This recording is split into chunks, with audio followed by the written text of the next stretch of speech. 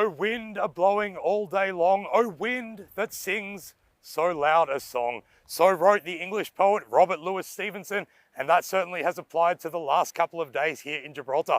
We have been unable to bring any cricket because of this amazing squall and gust and storm that's been coming up off the coast. Well, that doesn't matter because we are back and we've got some cricket for you tonight. We have second and third placed Pirates versus Rugby CC. They're very close in the rankings, and whoever takes the honours tonight will consolidate that second place position. For the Pirates, well, who can go past Kenroy Nestor? He's currently sitting on 435 runs for the series and a very, very indomitable force indeed. We've also got Andrew Reyes. He dislocated his finger the other day, but he's back. A miraculous recovery here on the southern tip of Europe. He's going to be playing the very important all-rounder. He's a big key to the fortunes of the Pirates. And then, of course, Richard Cunningham. He's been tweaking it all around and picked up a handy 14 wickets for himself so far. Let's see if he can get some more. And then, of course, we've got Rugby CC. Well, who can say any more about Ian Latin, their captain? 722 runs he has so far, and he'll be looking to add to that, but also looking for some of his teammates to show some support out there in the middle. Let's see how they go. Let's not forget as well a big shout out to Zachary Simpson for Rugby CC. He's currently sitting on 15 wickets and looking the goods, the Duracell Bunny, as Charlie Hunt christened him. Well, we've had the toss, and it has been the Rugby CC. They won and they've chosen to have a bowl. So that's how it's going to start. It's all in front of us here at the Europa Sports Complex. We can't wait to bring you the action coming up right now.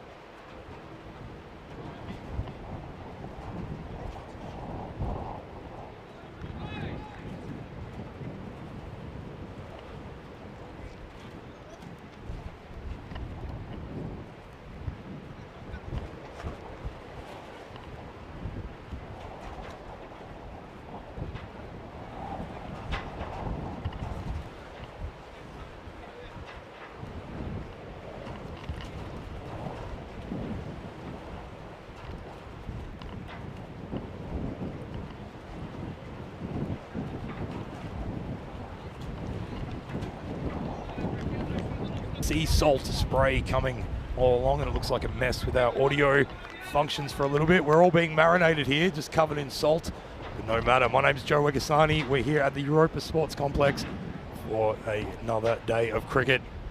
Here we've got the Rugby CC versus the Pirates.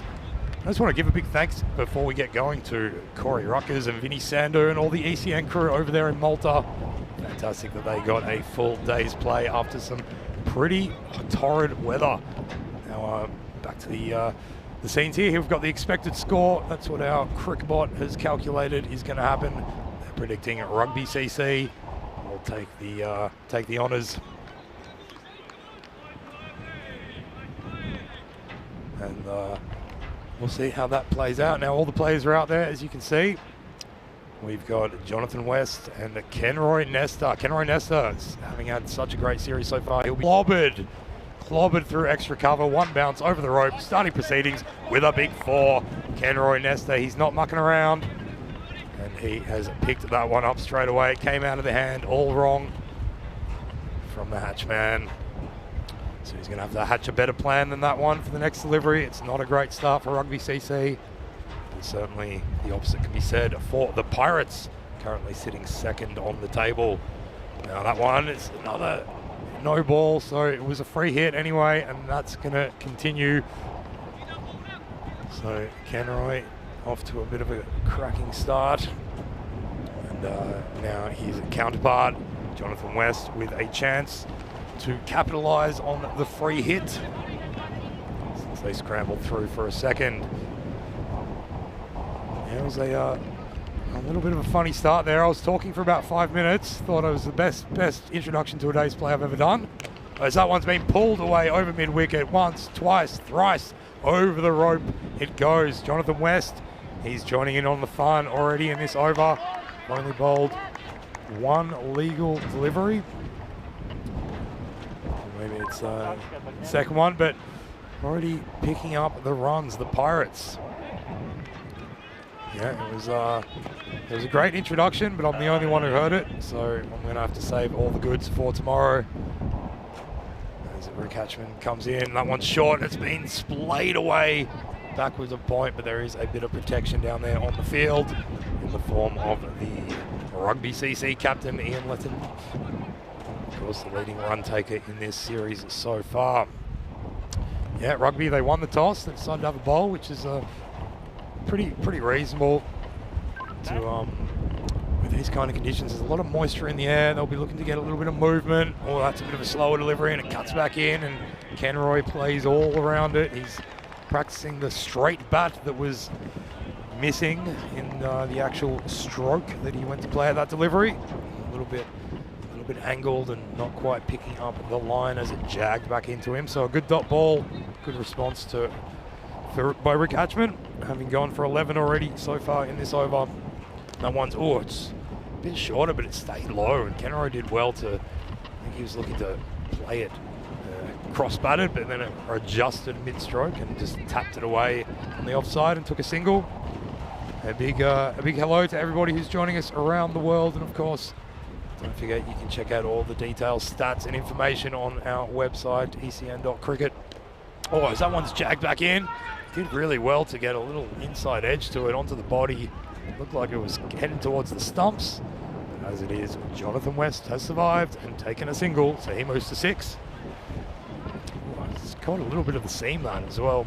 We have seen with the way the wind's blowing, and I know we keep going on about it, but it has been really incredible here. As you'll be able to hear as the first over has come to a close. The wind has not died down, but it goes to show how tempestuous it was over the last few days. It was too windy for us to play. Here's our stats gun. You can have a look at their top batters. Well, 2 of them are in this, two top batters of the tournament are playing in this match. And good to see Andrew Razors back as well after that pretty horrible looking finger dislocation. We've also got some of the top bowlers in the competition as well, so we should be in for a cracking night of cricket. As they'll go to head-to-head, and it looks like it's Dave Barley who's come on to have a bowl. Yeah, Dave Barley calling Malt.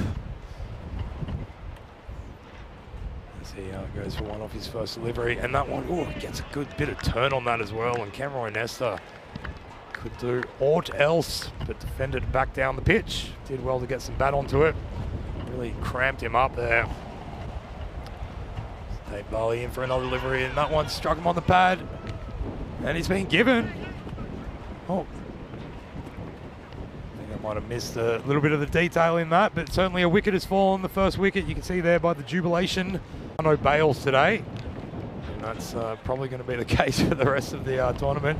Yeah, just angled it in. He real straight delivery and trying to play across the line. It just came off the pads and went and ricocheted onto the stump. So a really handy wicket there for Rugby CC. They'll be up and about because of that. So yeah, don't forget you can tune in on our YouTube channel as well and join in the chat. Come and let us know what you're thinking about all the action. Say hello.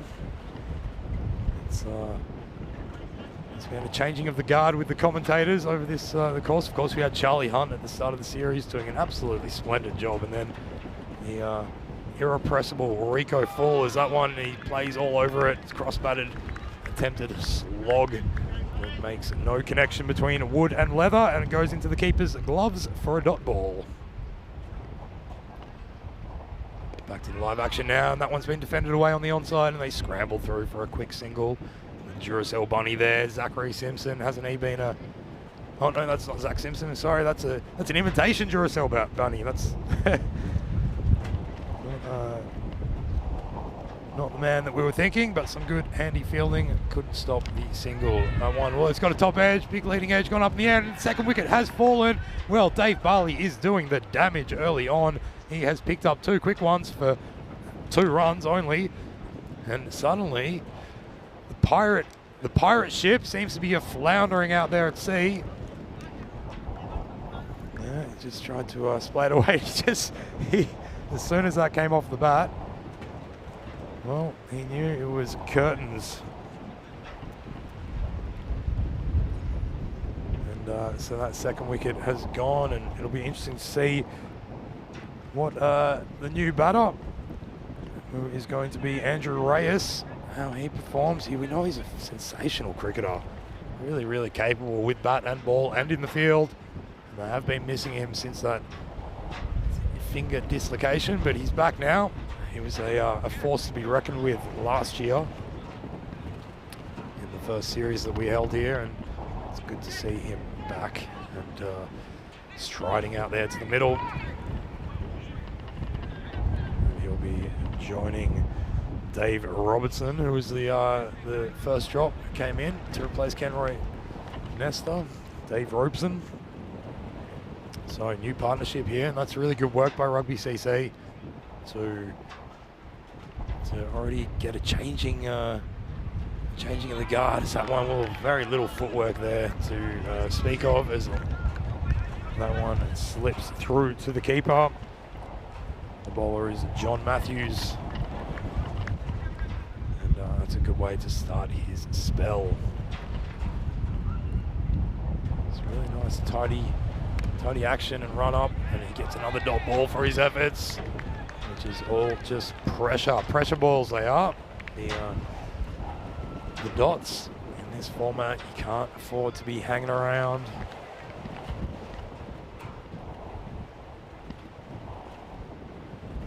Oh, that one, well, he got a bit of an off cut onto it.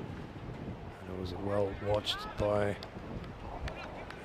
Robeson, who paddled it down into the covers and took off for a single.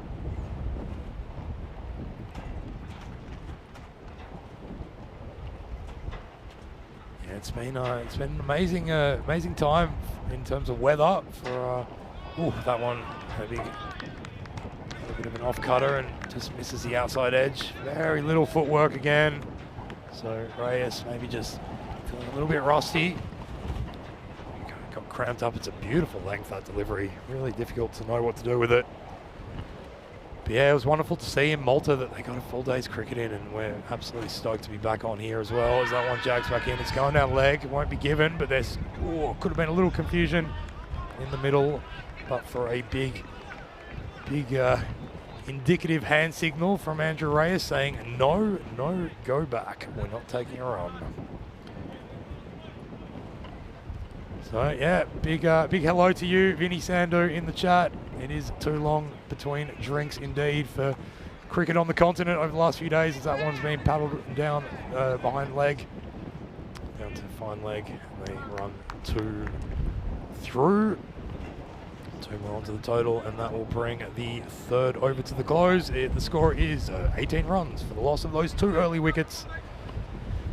Yeah, it was amazing seeing that footage in Malta, the streets underwater, and incredible to see it today, how clear and dry it looked, and wonderful that all games were able to be played, and that we're back here in Gibraltar. That one, well, that's the end of the over, excuse me. So it was a last one was a wide, and so what we've got after 3 overs, it is 19 for 2. Yeah, we've spent the last few days sitting in our hotel room, gazing longingly out at the palm trees that looked like they wanted to fly off to France. And we're gonna have a look at the urban development chart there. Well, they started with a skyscraper, 2 quick wickets, brought it back down to a little mud shack. And now the job is in front of the Pirates to continue building, trying to find exactly where their treasure is located.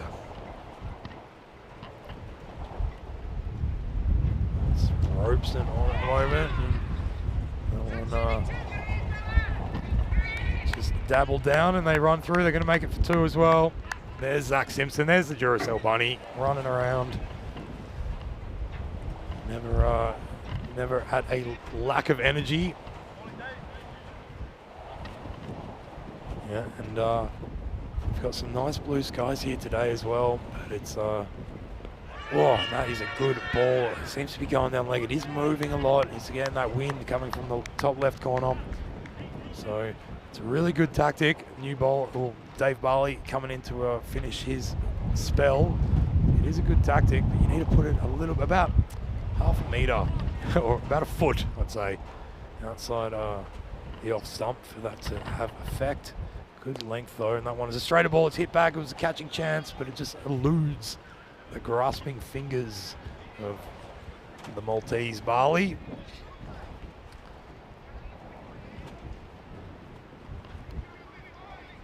And one more run added to the total.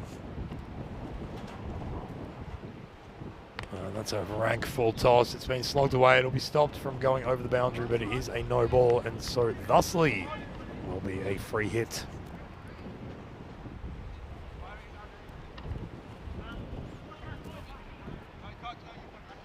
Yeah, just coming out of the hand wrong.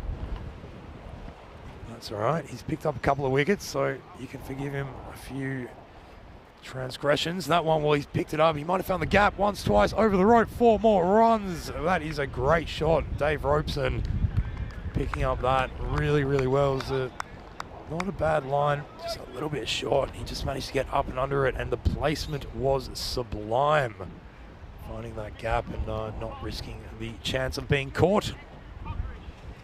So he moves to 9 now, off 9 deliveries. It's a good start. Andrew Reyes back in the team after recovering from that dislocation. Well, he needs to, when he gets a chance, pick up the pace a little bit more. That's well bowled and well defended, and fielded in an okay fashion. It was a little bit of footwork, but you can forgive that.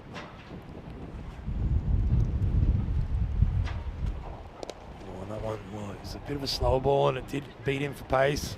Chipped it upwardly, but there's no one there to take the catch, so it trickles down to Ian Latin at long on, and they take 1 more run, and that will bring the 4th over to a close. The score is 29 for 2.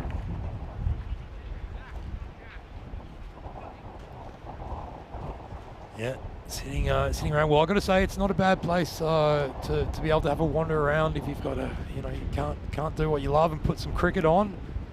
We've been checking out the local sites, Gibraltar, and of course over the border there's a town called La Línea de los Concepción, and that is of course the line, the border between Spain and Gibraltar, as that one beats the outside edge. Good delivery from John Matthews.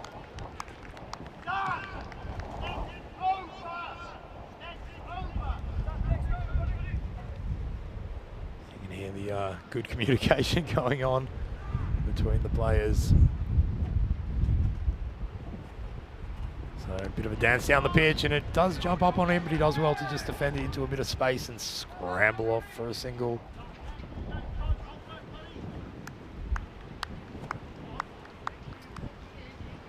Yeah, so as I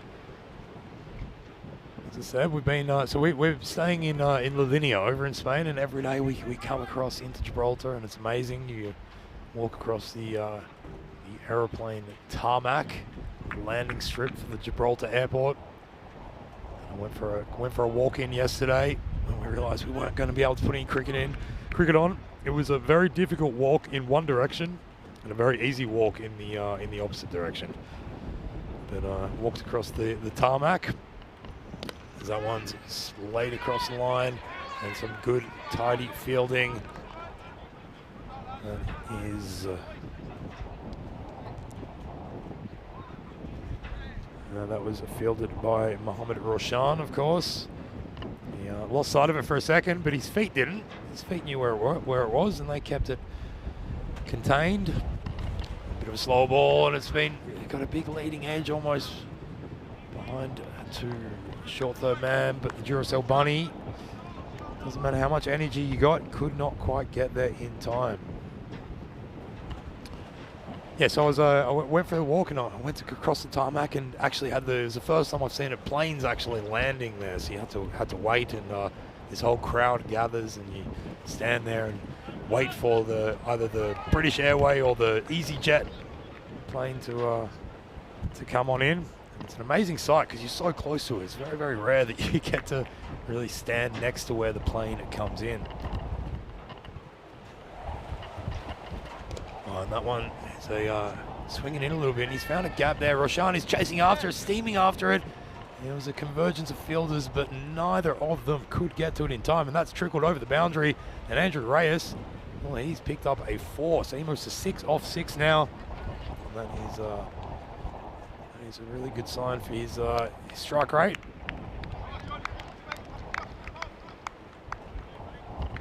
He's been averaging only 16 so far in this series, but going at a strike rate of over 100. So he's looking to capitalise on that. It's a catching chance. It's been really well taken, really well taken. Well, there you go. Put the Moz on, and Reyes has holed out to square leg. A really nicely taken catch. And they're all running in to congratulate themselves and each other for picking up the 3rd wicket of the innings now. So looking down the barrel a little bit, the Pirates here, they're only on 36. And they will take solace in the fact that Rugby CC, they've been a little bit bereft of batters outside of Latin coming to the party. So they might feel that, a score of around 75, 80, they might be able to defend it. But nothing is guaranteed, certainly not in T10 cricket, that's for sure. Yeah, Sada Umar on the chat, he's thinking 90 plus. Whereas Nasrin Sultana, he's agreeing 75, thereabouts. Let's see what happens. So it is now it's been Ryan Grimes has come out to the crease, so he's going to join Dave Robson there. The Duracell Bunny himself comes on, so he's going to start his spell. Zachary Simpson, really love the work of him, and to see the improvement, the absolute improvement since last year. He was doing some very positive things last year, but you can see that there's been a lot of intent and training going in. And talk about intent and training, well, we've got something new here in 2023. That's the European Cricket Internationals, and so we've going to have a couple of those series following. Well, in Malta we've got the men's series, so following that ECS over there, there'll be the men's series, and then following this series in Gibraltar we have the women's internationals. So going to have Italy, Sweden, the Netherlands, and Gibraltar going head to head. And Zach Simpson puts that one way too far outside the line, and as such it is called a wide.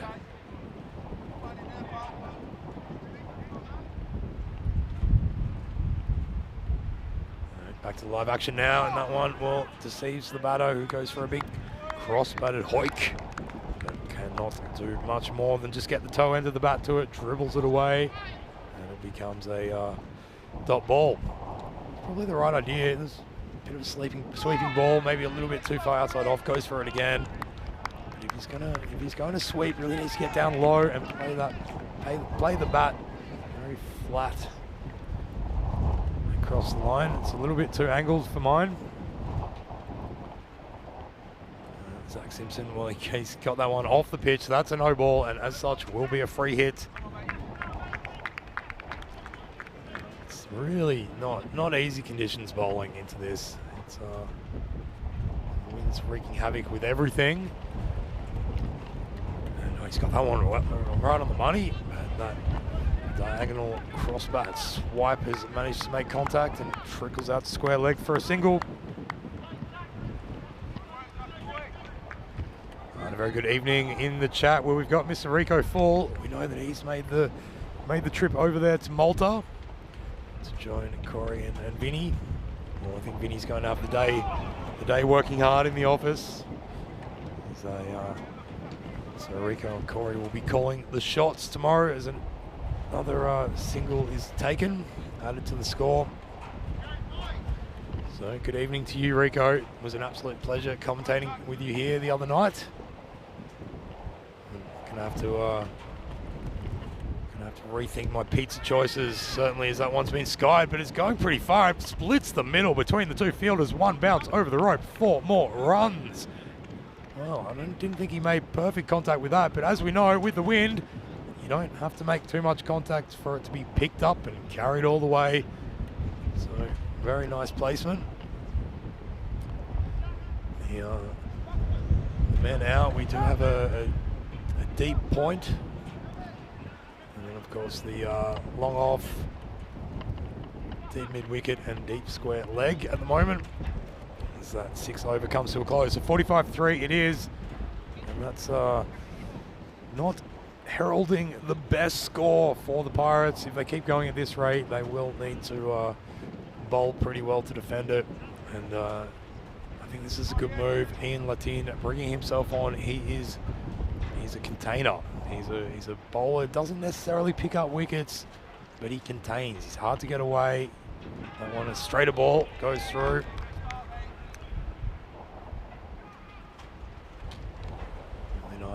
Nice start to his spell. Well, he's gone for the reverse sweep. It hits him on the back pad, but he's about 3 meters outside the off stump, so I don't know how he can give that. Very correctly called by the umpire. No, he has given it. Well, there you go. He has given it. Yeah. Not quite sure about that one. It's hasn't exactly hit him in line.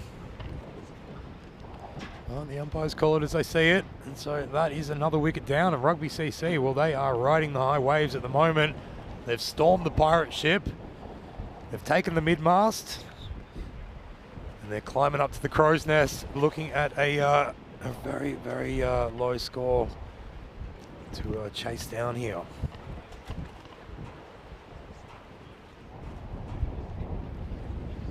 So, new batter coming out to the crease now. That is going to be Petrie. That's who it is. Yeah, Robin Petrie, also played last year. We know that he can stick around. Has a few shots as well, but they'll need to be pulling something out of the treasure chest here at the Pirates.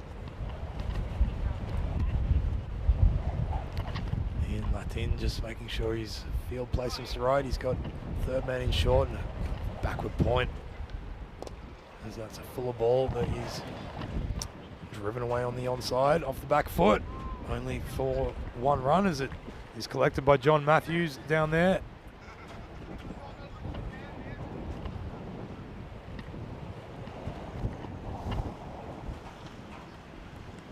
Well, he gets a Big Neck, that was a full of ball, not called no ball, gets enough an edge, but the Duracell Bunny's after it. No, it's Roshan, excuse me, they look so similar, they've got similar energy about them. So, we've got the Duracell Bunny, and in Australia we've got the Energizer, so maybe we'll call him that. But managed to haul it in, prevent it going for any more than just the 2 runs. Now it's more of an inside edge, but Grimes calls his partner through for a single. He's played down to square leg. Yeah, what I really like about Rugby CC is might get caught. It is going to be caught, but he absolutely timed it beautifully, too beautifully, because the fielder running in, well, it was Jack Milner running in from long on, and took a really nice, little bit of a juggle, but really nice catch coming in from the boundary, and so that's another wicket. Well, haul the mainsails. Don't have to go and harbour in the cove, because Pirates. I'm not going to run out of pirate puns, by the way, folks, in case you're wondering. I've got a whole bag full of them. But indeed, that is the end of Petrie. So he tried to get going, and falls on the first attempt.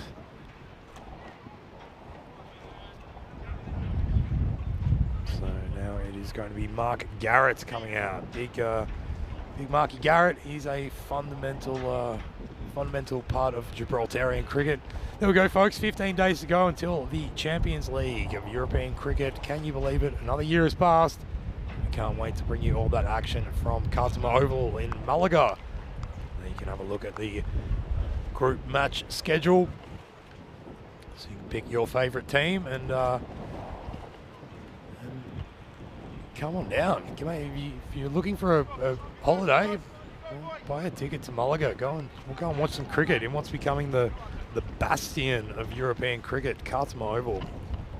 Zach Simpson coming back on. It's a solo ball with a lot of lift that ducked down quickly and was not too wide. It's a perfect ball, a perfect dot ball. So Ryan Grimes unable to get anything onto that. And this one, he dances down the pitch a little bit, but that ball just angling in with the wind and unable to clear his front foot enough to really make decent contact. Trickles behind square, and they take a single.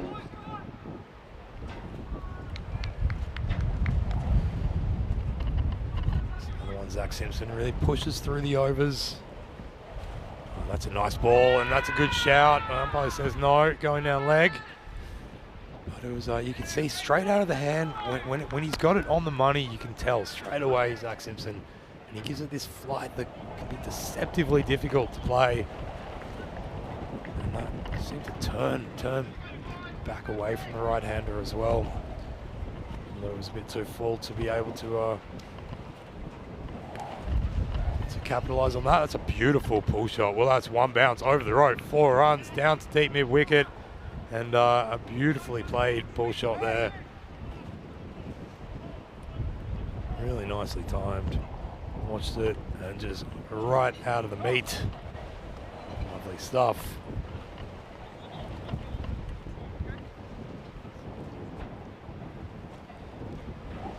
Oh, the as we're sitting here, so we're up in the stadium, and I've got a computer and some equipment in front of me and a piece of paper, and I'll tell you what, a piece of paper is it's basically disintegrated in the salt. As that one gets an edge. Yeah, this sea spray that comes over us, it is like, I know what pulled chicken feels like now. It's like being marinated. You feel it on your skin, and well, it should be good for the pores. No lack of mineral content here in Gibraltar, that's for sure. Zach Simpson, really nice ball, and it's just played off the back foot down to extra cover, and they scramble through for one more. Yeah, immensely fascinating place. It's like a melting pot, Gibraltar. It's this confluence between Africa and Europe.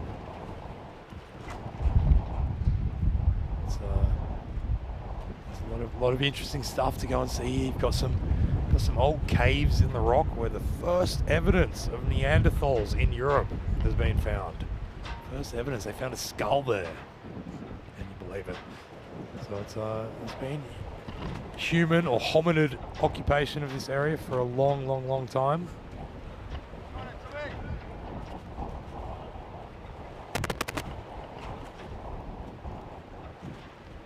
It's Rummage who's coming in to complete his second delivery, and it's an absolute jaffa. Gets right through him. Unfortunate not to hit any of the big sticks that the batter's trying to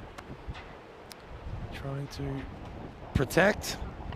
Yeah, the Neanderthal. So over 400,000 years ago, you had Neanderthals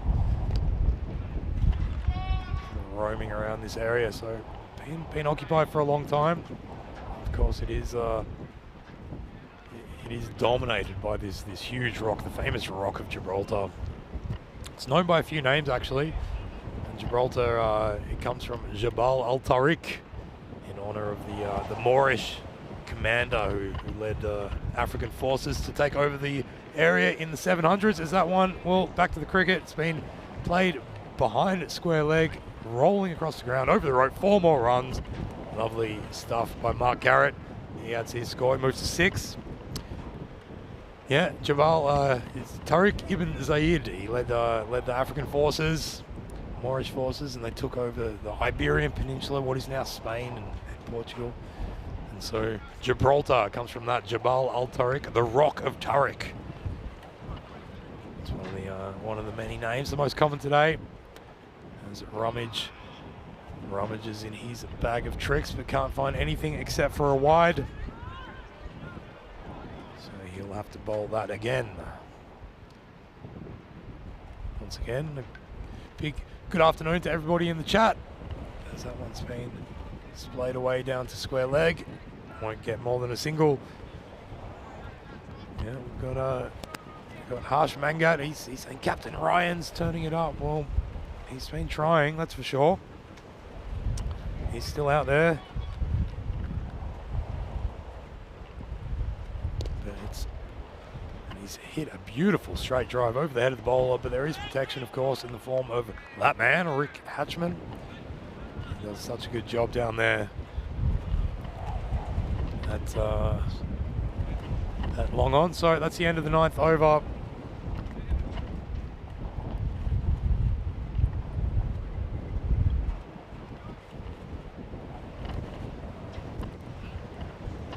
So one more over for the Pirates to go to try to make a bit of a better fist of this. I want to really capitalise on this one. The score is 66 for 5. It's not going to be enough, you'd imagine. Although, you never know with this wonderful game of cricket. So it's Latin now coming on. He's put one short and that's been hit away, and there's a catching chance. It was a good effort. It was a bit of a dive, a bit of a ballerina move there, but unfortunately for Johnny Matthews, could not clasp onto it, and it goes one bounce over the rope. 4 more runs. And he just opened himself up there. And opened himself up, Ryan Grimes, and made really beautiful contact. So that's a good start to this final over. They've moved to 70 now, which is a little bit of a mindset obstacle. Whoa. So a little bit of a man-catting opportunism. Just having a look. No, I think Ian Latin just almost got blown off his feet by the wind, so he's going to come in and bowl it again. That's short again. He's hit it, but a little bit top edge, hasn't made quite the contact that he made previously, so it is fielded there by Dave Barley.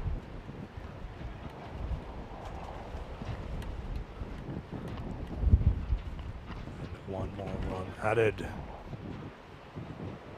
So Garrett now, he gets hit on the pad. It's going down leg though, shouldn't be given. And they'll run through for a leg bye.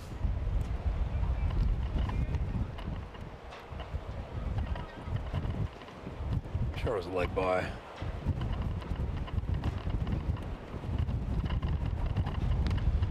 One short, and he's just picking that spot now. They've got plenty of protection. There's 3 men out there sort of covering that cow corner part of the paddock. That is obviously his favourite hitting zone, Ryan Grimes. He's taken himself to the non-striker's end. It's Mark Garrett now who gets a rank full toss, and he tries to hit it all the way to the Atlantic Ocean. But It is skied, and I believe it should have been called a no ball, and as such will be a free hit. There you go.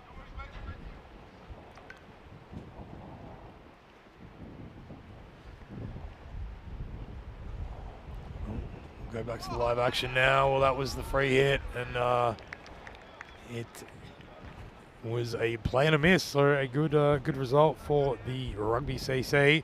Yeah, hello, Ivan B in the chat. It is, well, very perceptive. It is extremely windy here, but not as windy as the previous 2 days. They actually closed. The reason we couldn't play is because Gibraltar, the Gibraltarian governing authority, closed down the entire Europa Sports Complex where we are, and they said no outdoor sports allowed. As that one is a play and a miss, and good thinking by Garrett to try to scramble a single on the last ball, but he's run out, and so no score added, and that's what they've made. The Pirates, 75 runs off their 10 overs, losing 5 wickets along the way. And it's not the worst score, but it's also not the best. So they'll be needing to bowl really, really tight to keep the Rugby CC from chasing that down, but you can tell they're pretty happy with themselves, Rugby CC, and that. What was really nice about that, it was a team effort. They all, you can tell they were all into it. They were all doing their absolute best, and as such, they've got a pretty good result. Well, it started pretty well for the Pirates as Kenro Nesta came out, and he was joined out there by John West.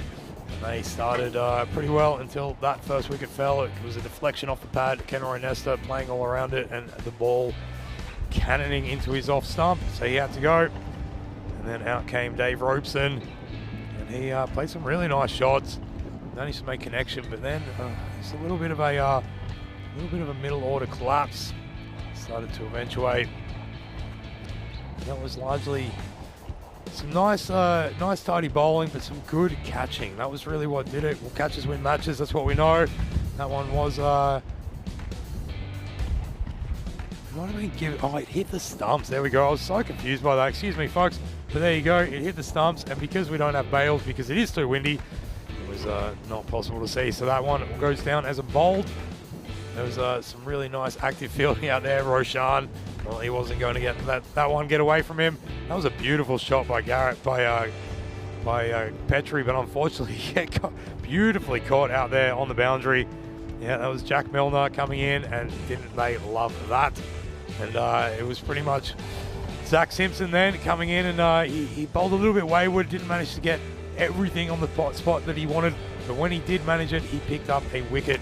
And so that is another one, taking his total to 16 for the series. And then Ian Lattin came in to try and finish it off. And well, pretty simple stuff there. They knew that they were going to try to take the run on the last delivery, and just some cool, calm, collected wicket keeping going on there by Harry Pyle behind the stumps to effect that run out. So that's the end of the first innings. The Pirates managing to put on 75 runs, losing the 6 wickets along the way. 6 wickets off their 10 overs. You can see there, in terms of the performances, well, Ryan Grimes, the skipper, he was stuck around and tried his very best, but was not able to pick up the rate with the bowling. Well, let's have a look at that. Dave Barley picking up those 2 wickets early in his first over, going for only 6 runs an over, and very ably supported by his skipper, Ian Lattin, taking 2 wickets, also going at 6 runs, and of course, Zach Simpson picking up 1 for himself. We can have a look there. Oh, John Matthews picking up 1 as well. So some good stuff by the Rugby CC Cricket Club. It'll be on them to try and chase that down, and we'll be back to bring you all that action in around about 10 minutes here at the Europa Sports Complex in Gibraltar. I'm Joe Wegasani, Joe Wegs they call me, and I'll be back to bring you that action after this. Ciao for now.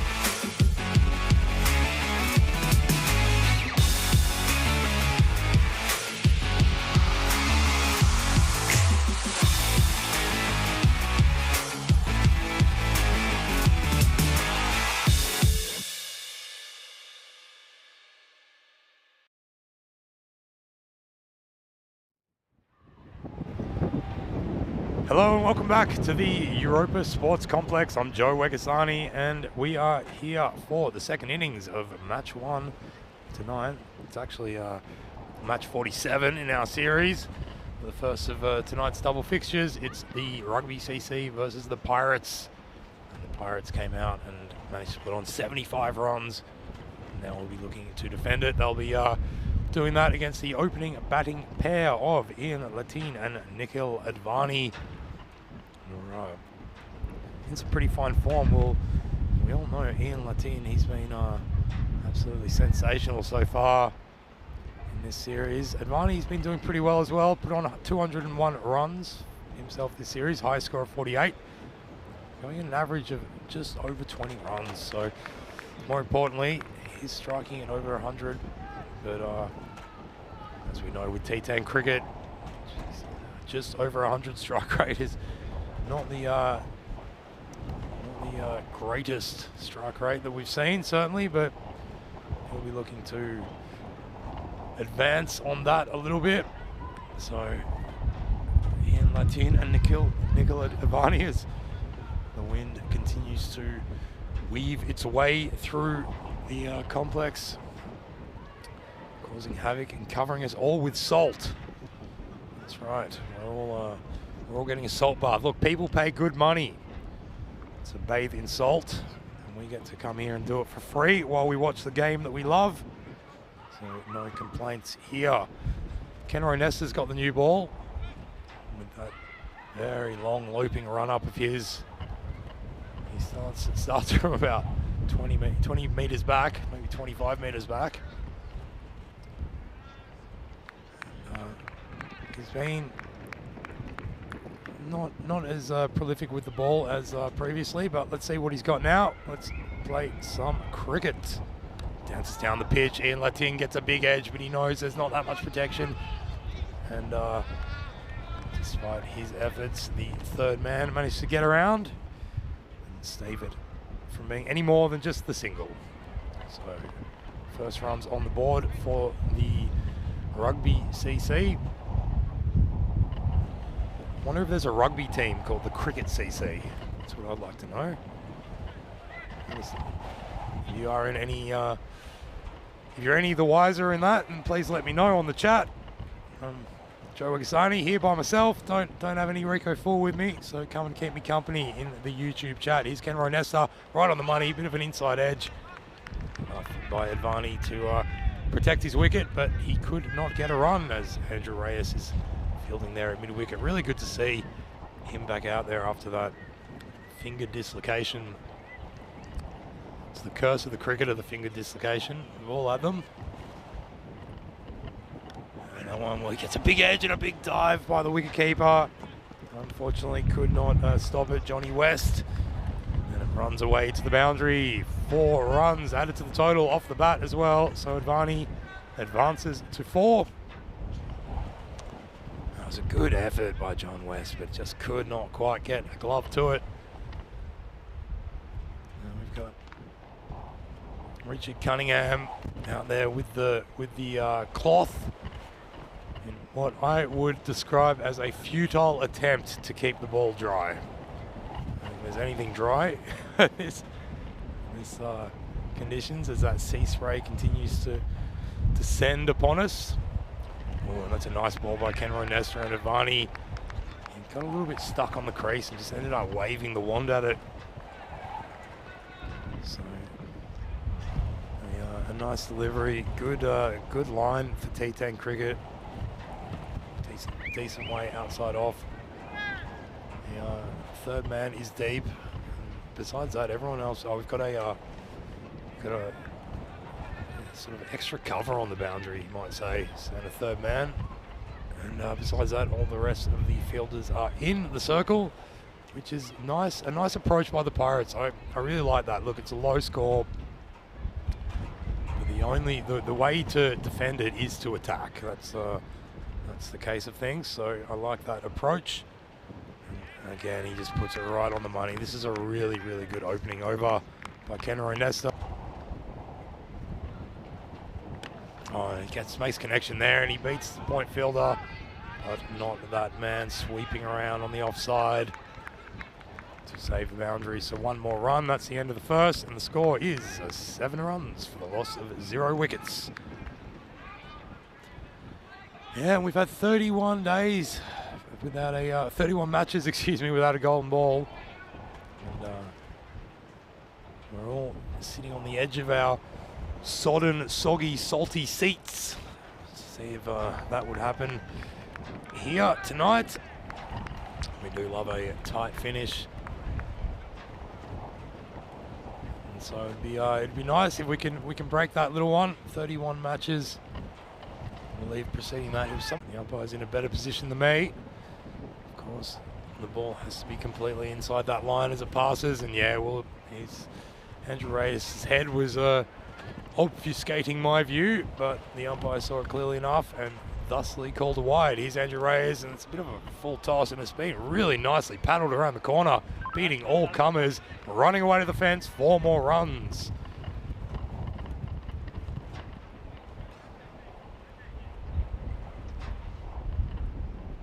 Yeah, picked that one up pretty well, Advani.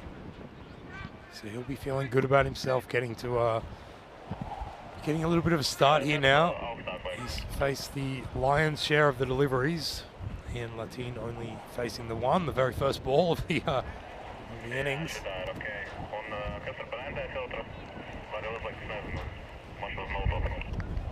can just hear a little bit of the radio chatter going on there between all the necessary parties, making sure, and Reyes gets that one in a nice spot. It's just defended on the back foot down to extra cover for a single.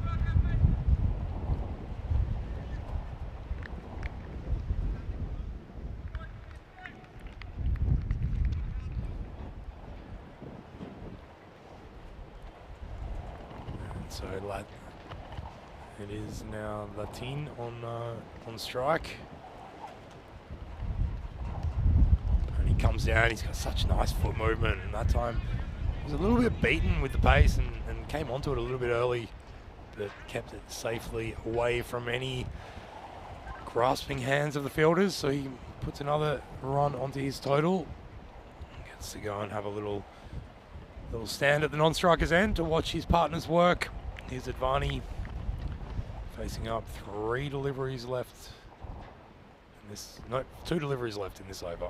Oh, and that's a good ball, and he's played under it. Beats the outside edge. Really well taken as well by the wicketkeeper there. But he's, of course, Harry Pyle behind the stumps. Oh, excuse me, not Harry Pyle, it's Jonathan West for the Pirates behind the stumps. And that one's a great ball right through the gate, knocked over the stumps. There you go, falling down like a tree that's just been felled. And as such, Advani, his innings comes to a close. And Andrew Reyes picks up his first wicket. So after 2 overs, they've got one. The Pirates, there it is in quick mo. You can see in Latin. Oh, he's seen this a little bit. He'll be really hoping that this is not precipitating a collapse of the kind that we've seen Rugby CC can be inclined to descend into. We're hoping as the new batter comes out, and that is Richard Hatchman, that he can stick around a little bit. They are two overs in, 16 runs on the board, 16 for the loss of 1 now. We can have a look at the standings. So, yeah, the Pirates, they started the day in second, and because of that net run rate, well, you can have a look. The Rugby CC are hot on their heels. If they win this one, they will move automatically up into second. And then, of course, we've got the next fixture that will really decide who goes to bed with the silver spot in their grasp. Here's Kenro Nesta. A really nice ball and beautifully driven. He just drives so immaculately. Ian Latin, square drive, rolling across the deck. Doesn't matter. You could have hurricane force winds, and I wouldn't have stopped that ball going to the boundary for 4 more runs. Ian Latin, he is getting going. Look at that form. He just uses his feet beautifully, gets to the pitch, and he uses the impetus of his body into the shot Yeah, very, very good technical batsman. So he moves to 6. Oh, and that's a great ball, It's jagged back in. It's taken the pad a little bit high. I suspect that's why the umpire didn't give it out. But it was a great delivery, and they managed to run through for what I think must have been, it came off the glove, the umpire's saying, so could have been a bit of a chance. It did bob up. So, genuine run to Latin, and that brings Rick Hatchman onto strike, his first delivery of the day. Oh, that's a full ball, and he's played it away quite late, not late enough, as the fielder at point dives across and manages to haul it in.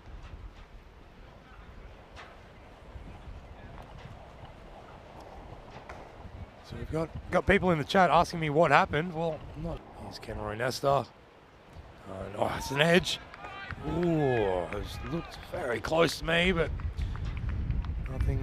nothing doing. Both bowler and keeper knew that it had been missed, and so an important dot ball. And really, when you're defending this kind of total, dot balls are as good as wickets, really.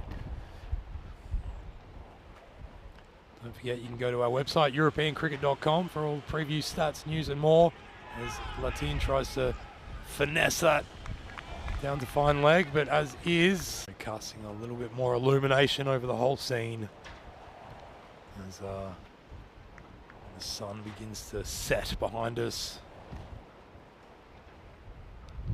Latini moves down, and I think Nesta saw him coming, tried to put it a little bit wide, but fancy footwork by Latin. He just managed to get to it and drive it through to extra cover for a single. And that would be the end of the third over. So 23 for 1. They're certainly going at a pace that should manage to bring them to this total. You can have a look at the urban development chart, and you can see the comparison there. That Rugby CC, they've already made it count. It hasn't been huge, but it's been consistent. And despite that wicket, they've still managed to keep that consistency. So that was the problem with the Pirates, is they got off to a flyer and then lost early wickets and were never able to really bring it back to their sort of initial ascendancy. So you can see there the Pirates were 19 for the loss of 2 at this stage. It's going to be Richard Cunningham now coming on. It's not going to be Rich. It is going to... Well, that's not Richard Cunningham, but we'll just get the confirmation there. Oh, it's Ashish Kianani,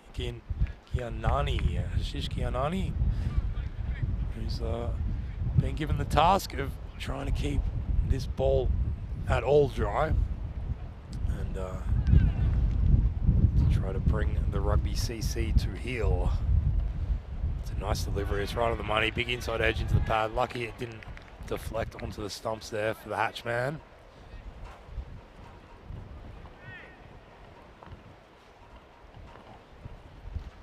I like that delivery. It's a foolish ball. Probably there for the driving, but the foot just didn't quite get to the fall of it. That one's been punched on the offside, and they take a quick single. And because of that good start with the power play, look, all Rugby CC have to do now is this, basically. Just take runs, take a run every ball, and deal with the bad balls just like that. Ian Latin over the head of Reyes. He wasn't going to get a hand to that because it went absolutely flying with the wind at its tail. That is a big 6 runs. So Latin, he's just adding to that mammoth accumulation of runs that he has been piling on this tournament. And you can see that he just loves his batting. You can tell.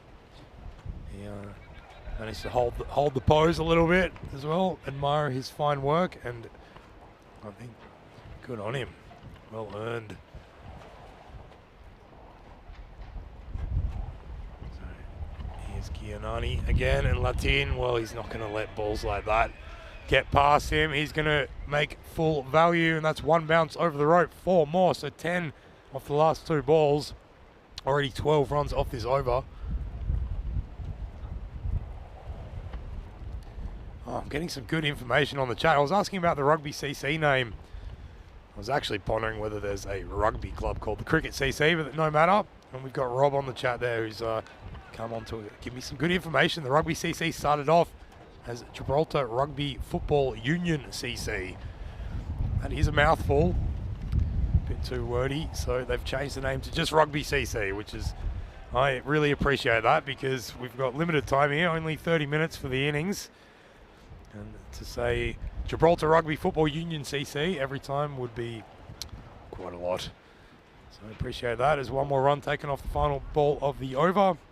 And that means after 4 overs, the Rugby CC are on 36 for 1. We can have a look there.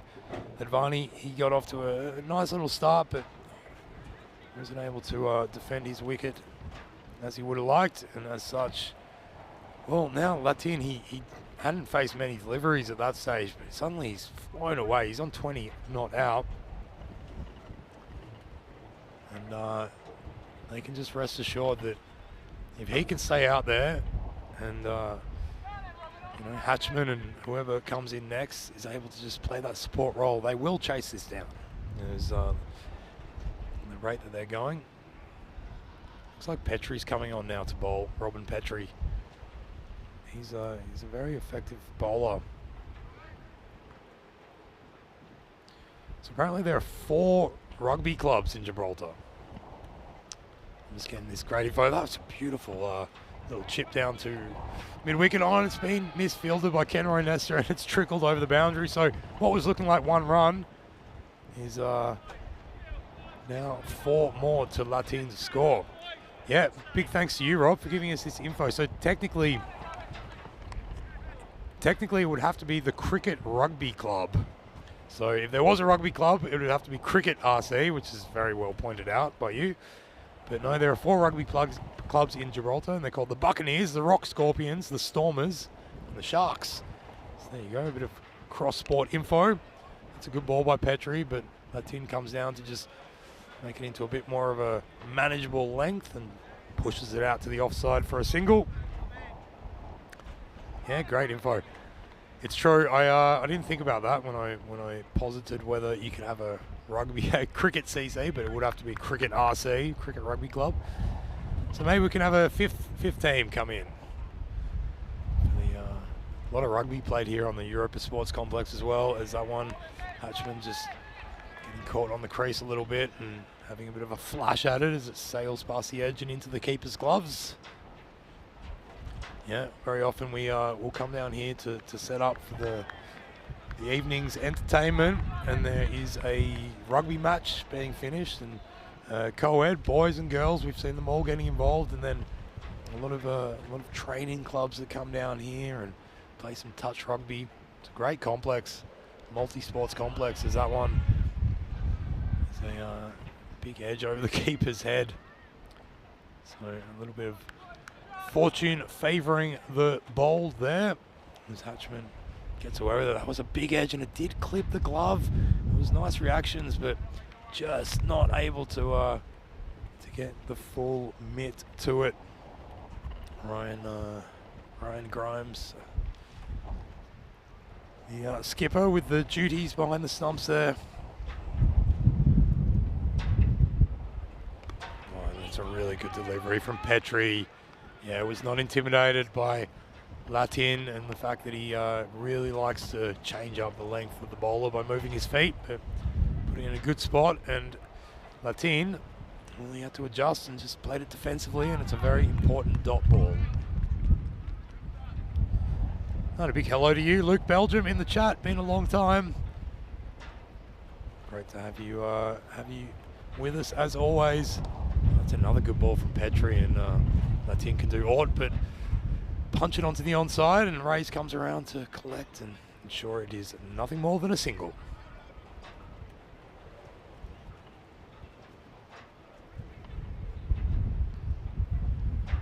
So 5 overs gone now. The score is 43 for 1.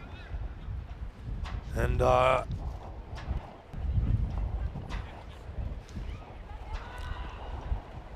So 43 for 1, and halfway through this, well, it looks like it's going the way of Rugby CC, but you never know what can happen. The important thing is they've got wickets in hand, and even more important, their main batter Ian Latin is out there. So it's looking like it's going the way of Rugby CC, but we'll find out how this continues as the action carries on. It looks like it is going to be Richard Cunningham now, who's been a very good bowler in this series so far, has 14 wickets to his name.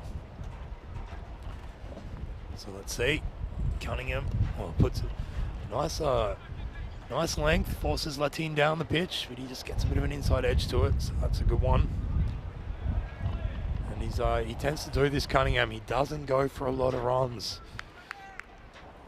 And that is exactly what they need. He's gone for 250 runs so far in this. And that's a caught and bowled chance, but just slips through the finger. So he bowls at an average of 18. It's very, very effective. Economy rate of 8.53, which is not too bad for T10 cricket, and that would have been another wicket had he been able to get the mitts around it. But it came flying back at him, and good work by the umpire as well.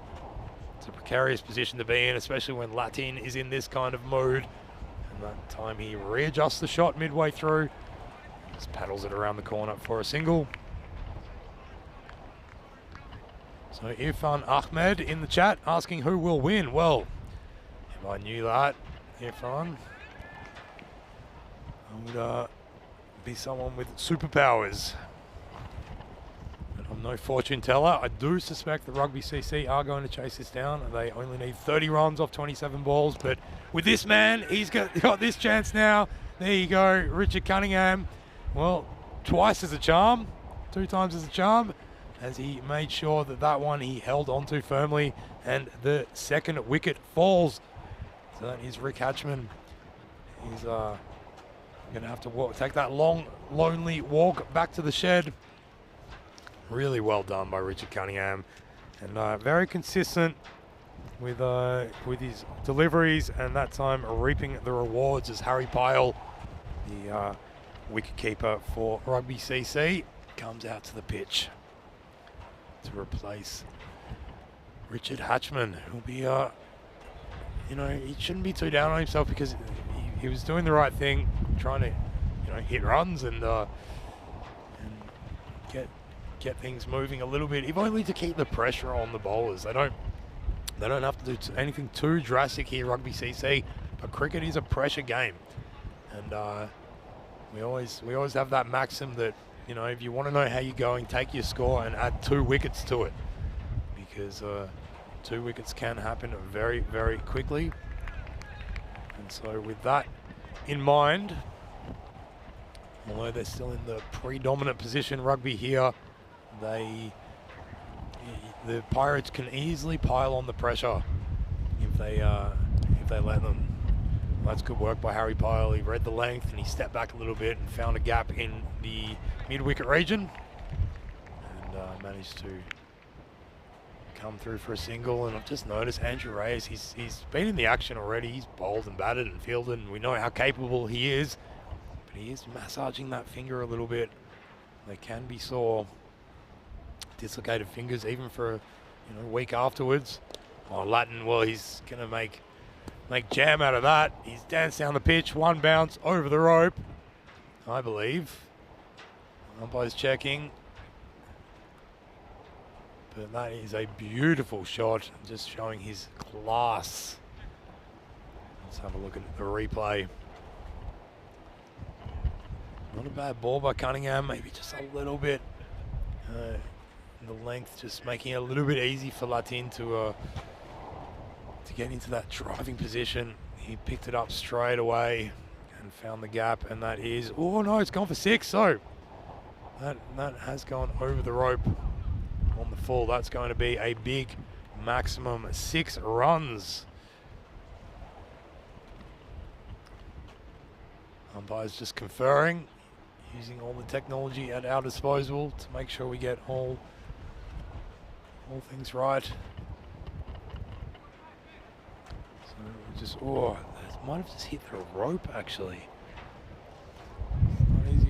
take that back a little bit. Yeah, it looks like it might have just hit the rope. So I've called it too early. You can see the bend in the rope there. And it looks like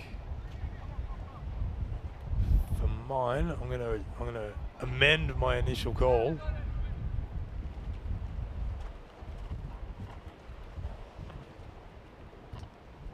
No, it was. Yeah, it's been called a 6. There you go. I'll re-amend it.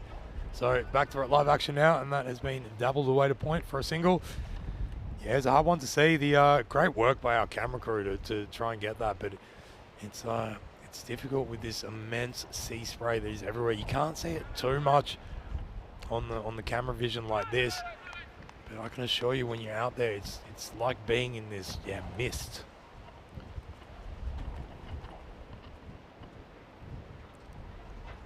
And there we go. Good delivery by Petrie. Good response. He's gone for just one there. Some more info from Rob on the Rugby CC. Well, it was founded by rugby players who played cricket in the off season, so that makes sense.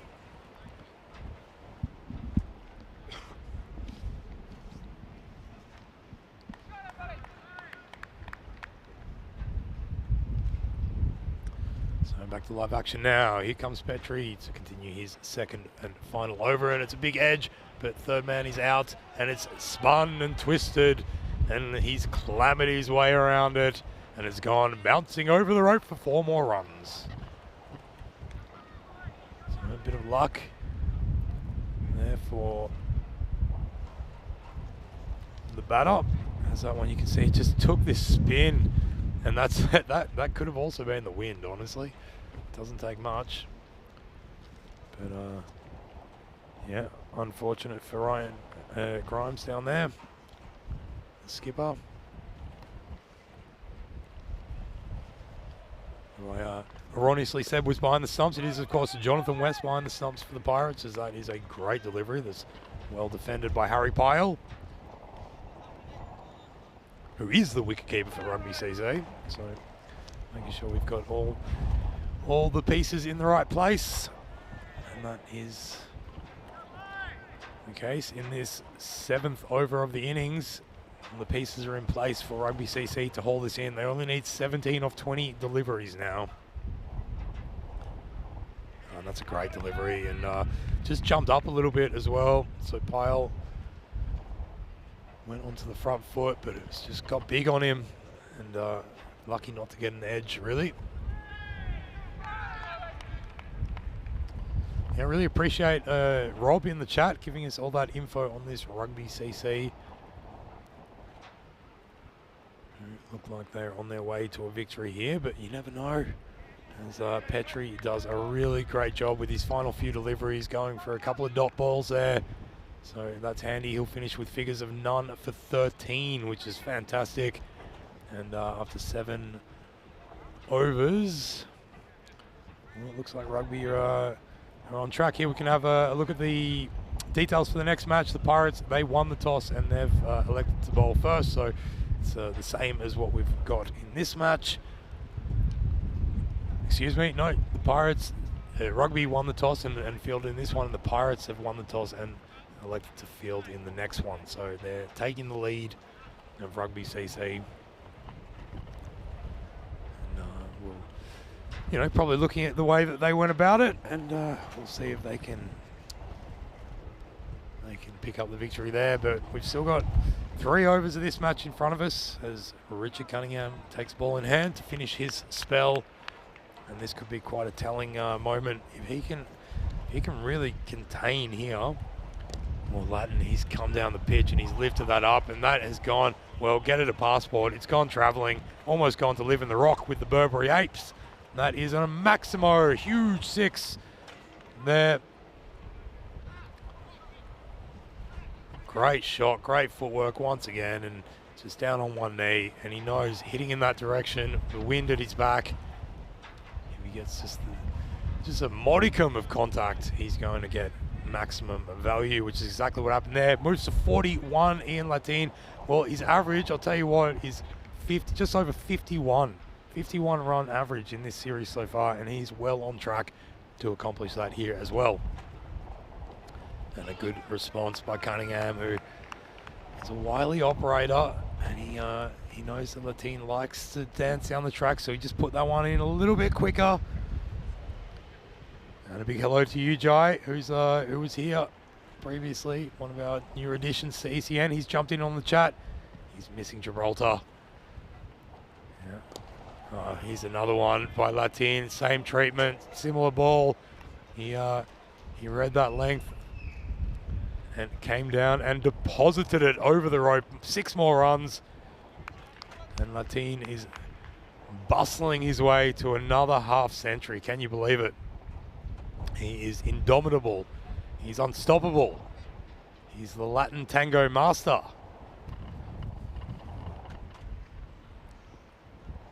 So how will Cunningham approach it? And like I said, it was all down to this over, and it looks like it's going to be wrapped up. They only need 4 more runs now to complete this victory, Rugby CC. So that will make Rob in the chat very happy. Obviously a Rugby CC affiliate or a member.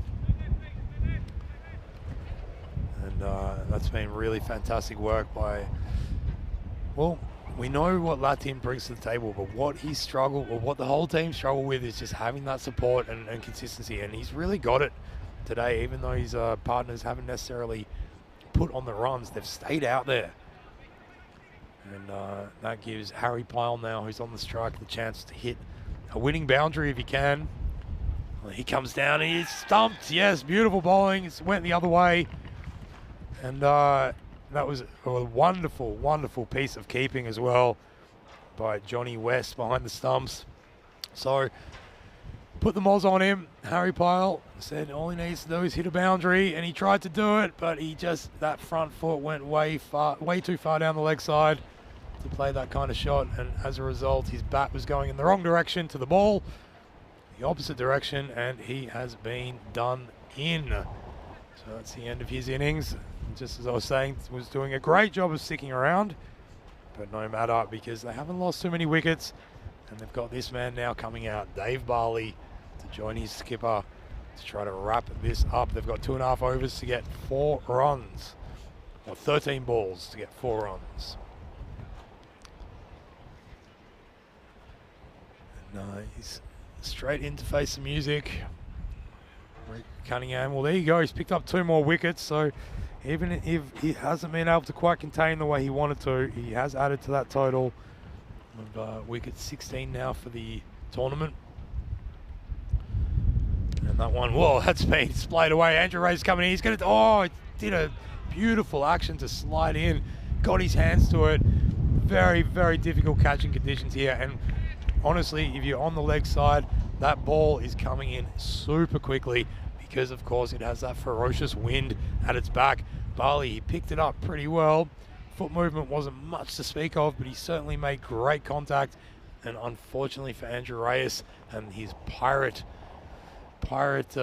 crew members, was unable to cling on to the catch. So 1 more run, and that's the end of the 8th over.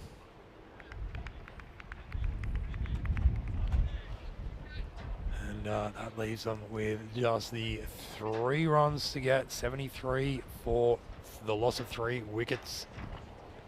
So I like this though. They've having just dropped that chance. Andrew Reyes, he's a very proud cricketer. We know that he wouldn't have been too happy with letting that one through the mitts, but they've brought him on to come and try and do something miraculous. It would certainly have to be a miracle.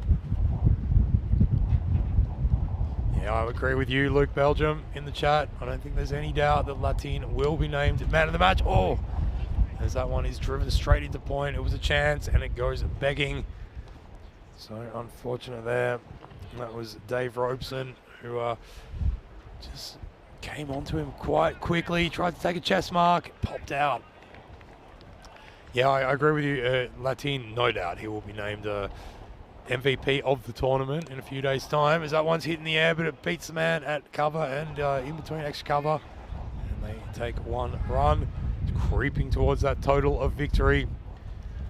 And yeah, absolutely, Latine has been class above, but I don't think we should go past the wonderful bowling of people like Gideon Crichton, You know, we all know with cricket, it's a batter's game, and more often than not, they are going to get the chocolates. As Latin, well, there you go. It's a wide, but he's been stumped. And that was a wonderful, wonderful piece of glove work behind the stumps. Sensational work by Johnny West, who whips the bails off. And if they can't prevent the Rugby CC from taking this victory, they could prevent Ian Latin from getting yet another half century, as he just falls prey to having a big dance and a swing at a wide ball. And he won't be too happy with that. But I'm sure the smile will be on his dial soon enough, as his team come closer and closer to victory. And even though he couldn't quite get the talismanic 50, at least he could contribute in the way that we've become accustomed to for his team. So good for Andrew Reyes as well, picking up a wicket on his return after that dislocated finger. And only one run needed now. It would take a miraculous 10 balls for us to get a golden ball. I don't think it's going to happen, but who knows? Well, there we go. He's lost the bat. He's lost the bat. He's lost the ball. But they haven't lost the game, because in the most spectacular fashion, they've managed to pick up the final run needed. You don't need tools. You don't need the bat. Just somehow get to the other end of the pitch. And that's it. Rugby CC come away with the chocolates. And that has been a pretty comprehensive victory for them, led by their skipper, Ian Latin. And some really, really good work as well. Dave Barley, he's been out there for a while. And got the big, broad smiles on their faces as they realise that they've taken second spot in the standings now with that victory over the Pirates. And this is some of the highlights of how it all happened. Well, Kenroy Nesta, he came on and he had a chance, but that was just a couple of centimetres too far for Johnny West to get a glove to. Rick Cunningham, well, he did pretty well out in the outfield, and then he would come on later to do another job with the ball. Andrew Reyes would end up with 2 wickets on his return, and he did get hit around a little bit, but managed to get that one through the gate. But then it was the story's this man. It's usually this man came in and just took a little bit of time. To be honest, he was out there for a while without facing many balls. He was at the non-striker's end, but once he got to the right end facing the bowler, well, he made absolute maximum value of it. Kenroy Nesta would not want to be looking at that replay much more. As slipped through his hands. Rick Cunningham, he came on, he dropped one chance, but then, well, dropped one chance, but then, hoping that the highlights sync up with my brainwaves, managed to take this one very solidly, and wasn't he happy with his good work there. Very, very nice caught and bowled to add to his tally of wickets for this series. Latin, though, then he upped the ante and he started moving the feet in that tango dancing style of his, and managed to just keep clearing the boundary time and again pushing his side further and further towards the victory, which became, if not inevitable, then pretty much a sure thing towards the latter stages of the innings.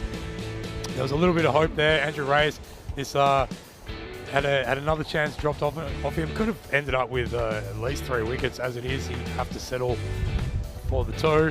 But this was some very, very taken. And I'll tell you what, if you fling a bat up in the air in that direction, I'm surprised it didn't get caught in the wind and come up here into the pavilion. But as it is, that is the end of match 47 here at the Europa Sports Complex. Let's have a look at the batting scorecard, as Rugby CC managed to chase that down in 8.3 overs. And it wasn't a bad bowling effort by the Pirates, only 3 wides, but at the end of the day, the total was not high enough, especially when you have a man like Latin, and also very ably supported by Dave Barley and the rest as well. And then the bowling figures, well, like I said, it wasn't too bad. Andrew Reyes picked up 2 in his return, and then Richard Cunningham with his what's becoming almost a certain couple of wickets every match, and he managed to pick up 2 for 24. So fantastic work by Rugby CC. They go home. Well, they finish that match with the victory. and it'll be up to the Pirates to see whether they can change the winds of fortune in the next fixture. We'll be back with all that action and more here at the Europa Sports Complex. I'm Joe Wegasani, and we'll be back in around about half an hour's time for match 48 here for ECS Gibraltar. Until then, ciao for now.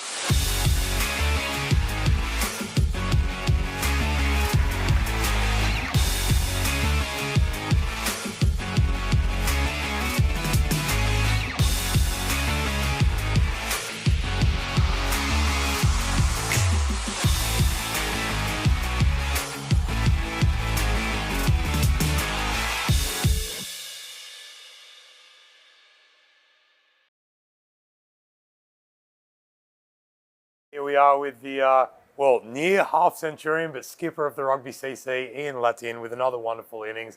And tell us, how did you feel out there?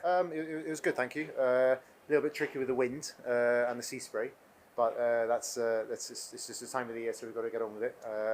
I tried to stick to the basics, tried to time the ball rather than trying to overhit it, try and keep my head still, and it worked. I was a little bit guilty of not doing that in the last couple of innings, where I was falling over and trying to blast it into the houses, and it wasn't really working, so I've tried to go back to the basics. Yeah, wonderful. It seemed like your feet were moving really well.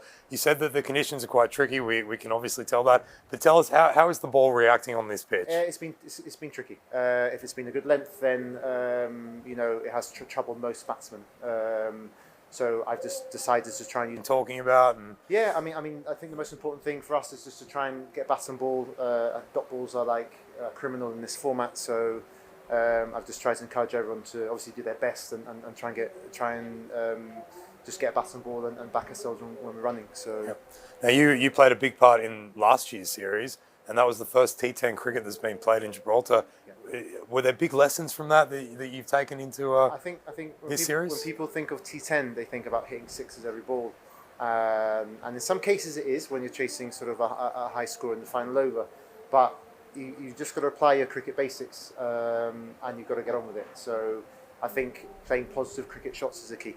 Fantastic. Well, another wonderful innings. Thank you very much, and good luck in the next match. Cheers. Thank you. Cheers. Thank you very much.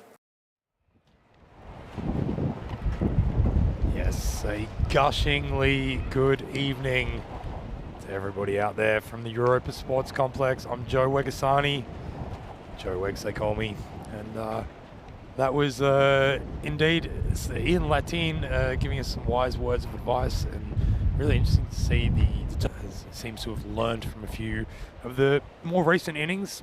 He's succeeded most of the time in this series, but a couple of nights back he fell short, and seems to have really amended some small technical things there, which has reaped some rewards. Here we've got a look at the FanCode team list.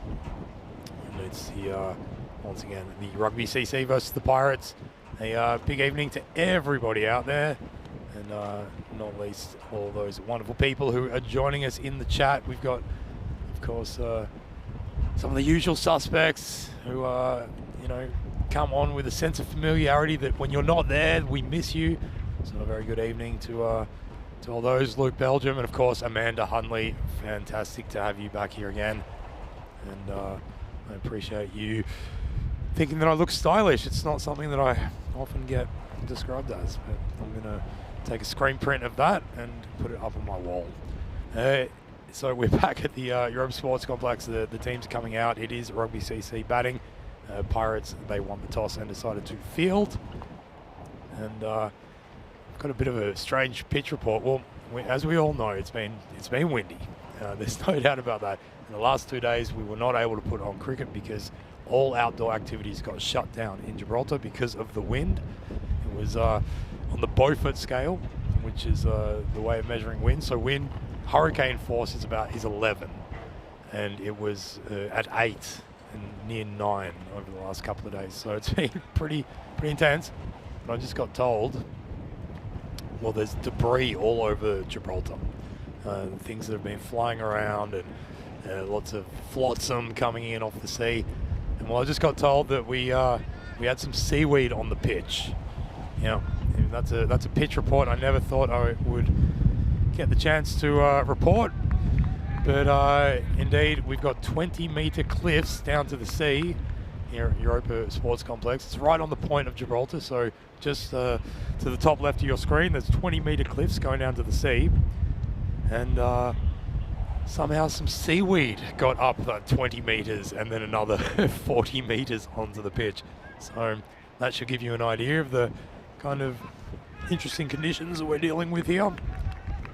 Anyway, it's not going to stop us putting on some cricket, as once again Ian Latin, after his match-winning performance then, comes back out. He's on strike facing Kenroy Nesta. Let's play some cricket. And a good start by Nesta, and really respectfully watched by Latin, who treated it with a nice straight defensive bat. No run added. Oh, very kind, Amanda. Yeah, I'm sorry no one else tells me I'm stylish either, but I'll spread the word. That is for sure. Here's Nesta to continue. It's a bit of a full one, made even fuller by the fact that Latin danced down the pitch, slapped it away through mid-wicket, and picks up the first boundary of this match. It's like nothing. It's like he didn't stop. He has just continued on from the previous innings work as he is intent on putting in on a big total. Those really interesting comments that he made about the trick here on this pitch. It's damp. There is salt everywhere. It's covering all of us, and no less the pitch and the ball, and so very variable bounce. And he is determined to use his feet like this. And he dances down and he meets up with the full force of the bat, but only as far as the man at deep extra cover. So he'll pick up a 1 run, even though it was very well hit. So he moves to 5, and that will bring Nikolai Advani to Nikhil Advani onto strike for his first face delivery in this match. It's a bit of a slow one from Nesta, but well read by Advani. He doesn't make a very good connection, but inside edge of the bat, but enough to trickle it away and take a single. And he's before, of course, Michael Lamin, who's come in for this match, was able to collect it. So Advani advances to 1. And a big hello to you, Venkatesh Ravi, in the chat. Come to join the action here in Gibraltar. Oh, well, that one's got a big leading edge. It's up in the air. Richard Cunningham's coming around. Is he going to hold on to it? No, unfortunately, it was swirling. It was burling. And unfortunately for Richard Cunningham, well, the face says it all, really, as he desperately seeks to hide that ball in the cloth. Unfortunately, letting the danger man have a life. Oh, he can't really afford to do that. And you can just see he's a good cricketer, Richard Cunningham, and he's got a safe set of hands. We saw that in the last match with that sharp caught and bowled.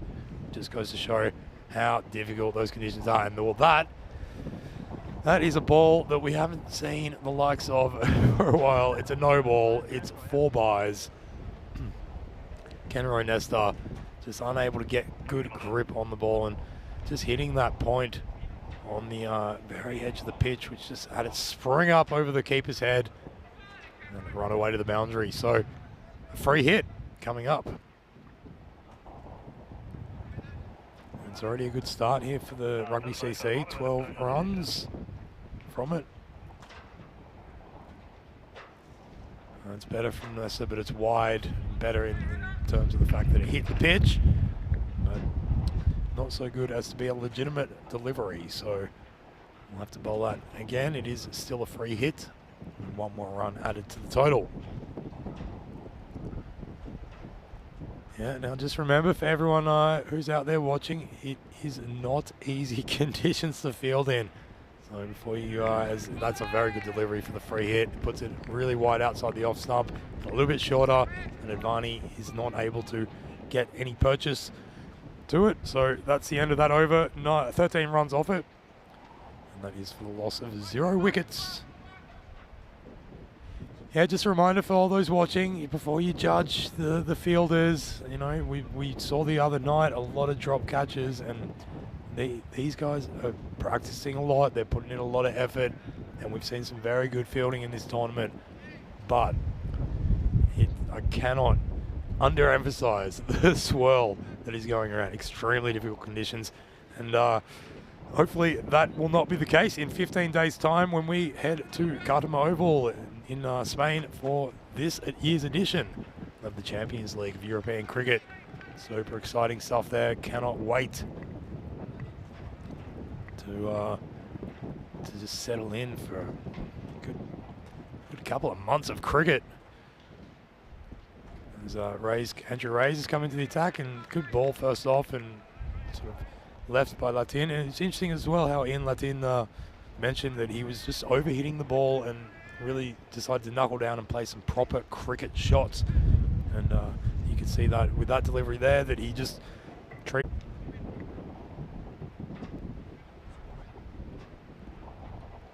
And a big hello as well to Johan Gris, who's been able to hack someone else's account to be able to get into the chat. Was not able to do it on the original account, as that one's a fuller ball and has been pulled away, but only as far as backward square leg. So just one more run to the score.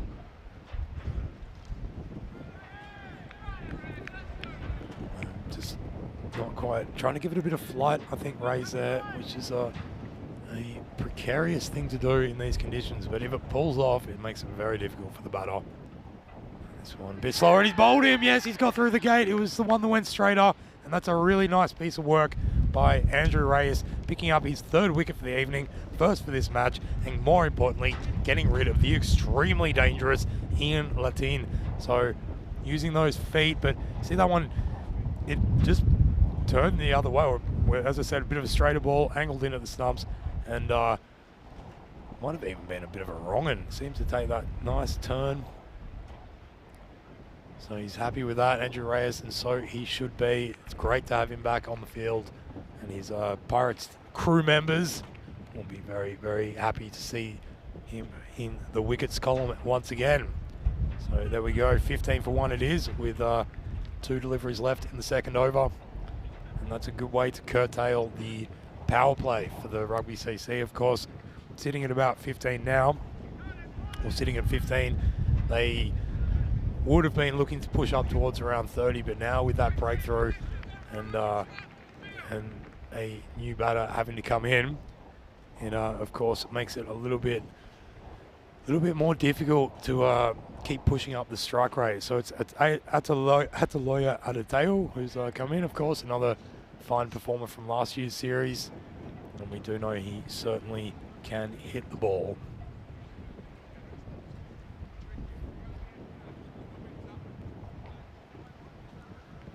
Yeah, I'm really happy to see that the cricket continues despite the weather not being as bad as the last few days. So good enough for us to put this on, but also just the commitment of the players, and we have to thank them, and more importantly, thank their friends and family as well. Their families who, as Reyes manages to get that one past the outside edge of Ataloya.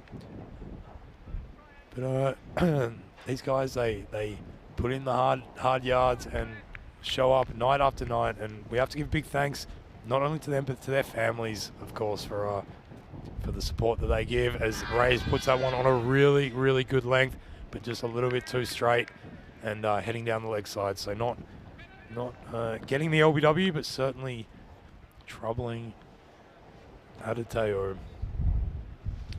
He's turning it back a little bit, or it could be that the straighter one is just picking up the wind. I don't think it is a genuine wrong-un that he's bowling, but it's picking up the wind. So after 2 overs, 15 for 1 is the score, which is some good work by the Pirates, keeping the power play so far to just the 7.5 runs each over.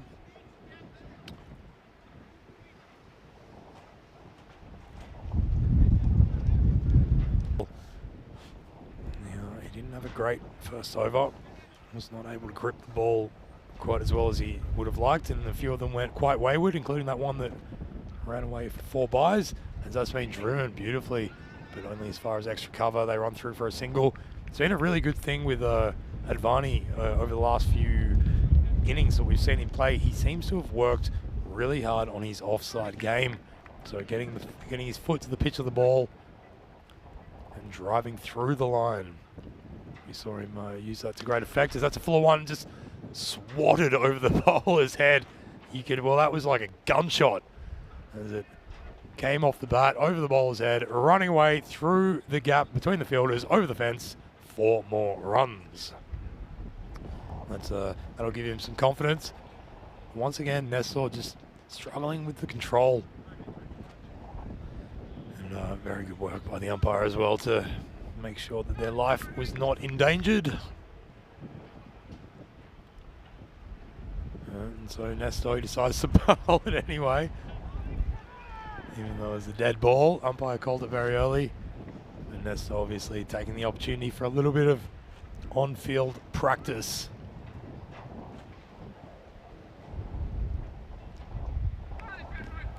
Yeah, it's just an immensely fascinating place to be and watch cricket, and to meet all these cricketers coming from such a diversity of backgrounds. It's a little bit like that, Gibraltar, just because of its history. It's just been this meeting point between worlds. As well, Adeloye, he banks that as well, but some nice work in the field there by the new man, Michael Lemon, who slid in and gave himself a little bit of a corky by the looks of it, but more importantly, managed to save runs for his team. It was a nice piece. I think the ball thudded into his quad. That's all right. Give it a rub.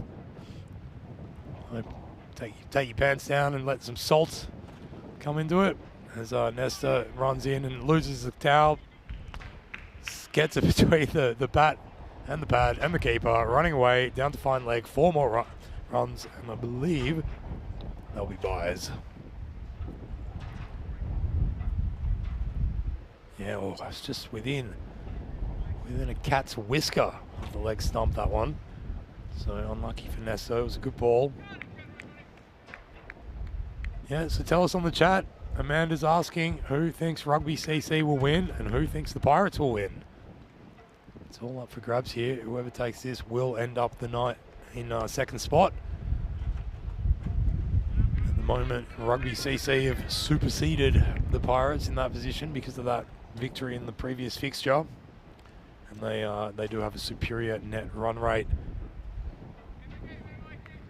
So at the moment they're sitting on equal points, but because of that superior run rate, the Rugby CC have gone into second. Here comes Nesta to finish his spell. And that one, well, I tell you what, that would have been a wide if Adeloye had walked towards the offside, but as it is, he gave himself room on the leg and it went between bat and pad and ends up being a dot ball. So Nesta finishes with 16, coming off his 2 overs. As it stands, Rugby CC after 3, 26 for the loss of 1 wicket. And we can have a look at there, the Urban Development Chart power play graph. Yeah, and they built a skyscraper and it all got demolished in the second over with that wicket, but then it managed, after Latin's departure, Adeloye managing to hit a couple of boundaries and well, both of them managing to, and a little bit of wayward bowling as well, so they're trying to drag it back, but I think they'll be a little bit disappointed not to have gone past that 30-run mark in the power play. I think that's the really bare minimum you want to get with only the 3 fielders in the outfield.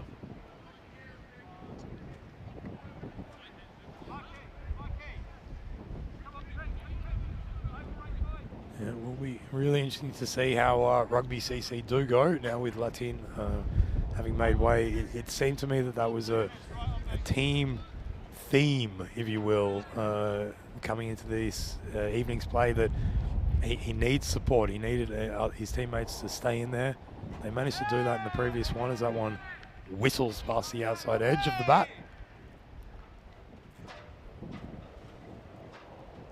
We do know that there are a lot of capable cricketers out there, but just so far have struggled to support their skipper in the work that he's been doing.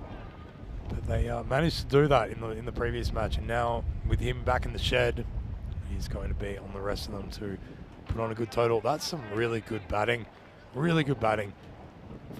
Advani, the right-hander. Just seeing it pitching on the stumps, on middle and leg, you can trust that wind is going to take it away down the leg side, and that's exactly what it did, and as such it is called a wide.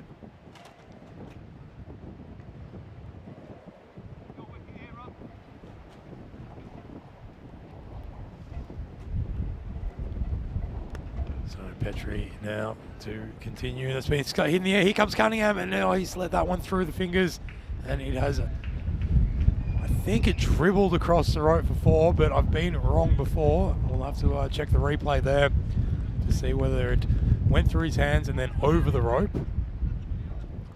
Unfortunate for Richard Cunningham. He's got into a good position. Hands are in a really good spot, but then they just kind of become like crocodiles, like a crocodile mouth. So he had that in a really good position, but the hands just kind of turned in and provided that gap for the ball to sail through. It's 4 more runs. And that's a really nice back foot drive down the extra cover, but there is that man, Michael Lamin, there. So they only get the 1 more run.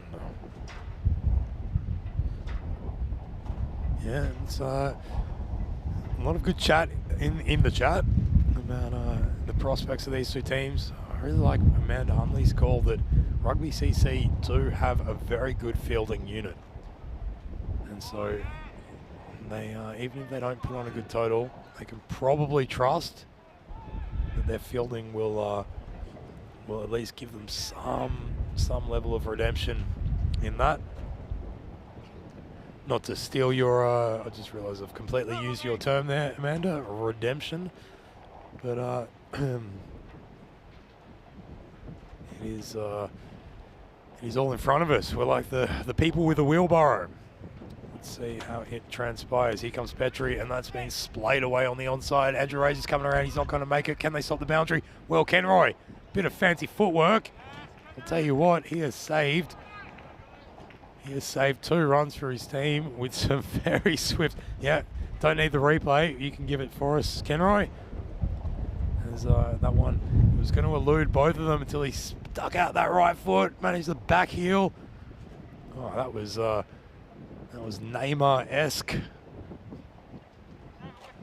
And you're absolutely right, Johan Gris, in the chat. A lot of those catches in normal conditions you would expect to take, but really everything is way more difficult in these conditions, including, well, specifically catching. And there's some good running as that's been hit away to square leg, and they've called it really early for the 2. And made it quite comfortably. So both batters now on 9 and after 4 overs. 36-1 is the score. So we have a look that they'll be really happy with that. This sort of partnership for the second wicket, they're not going at the pace that they would want. You don't want to have, too many more dot balls, but at least they're both making contact, they're talking well, they're communicating, and running between the wicket well, and giving themselves a good foundation to continue. Here's Richard Cunningham now for his first over of today's match. Took 2 wickets in the previous match. And starts with a single against his name, as that one's tapped away on the onside, and it brings Atuloye Adedeo onto strike. Oh, and that one right on the money, and very, very lucky to have made contact, because that would have bowled him, hit it to mid-wicket, where it was collected with a little bit of a fumble by Nishant Joshi. But I think they would have made it home safely anyway.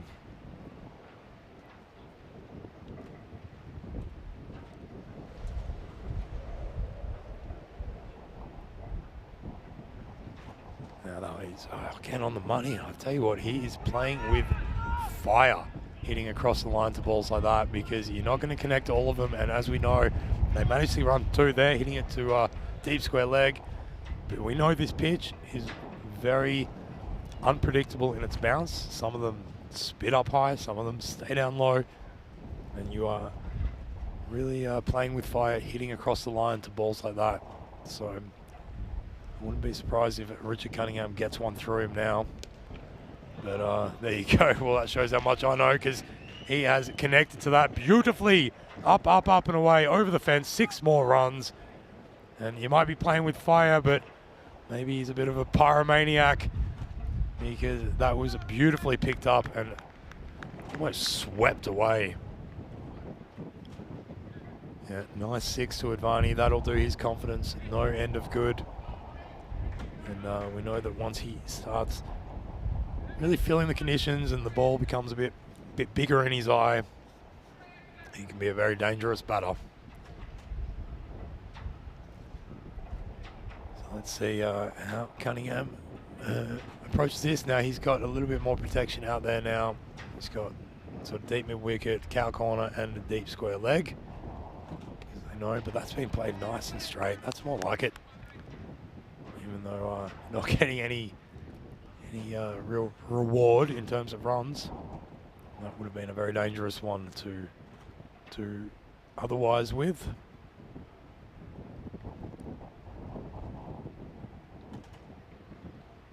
And that's on the money and just going down leg. Yeah, Richard Cunningham knew it. And that's what I mean. And that's the end of the over, so he survives.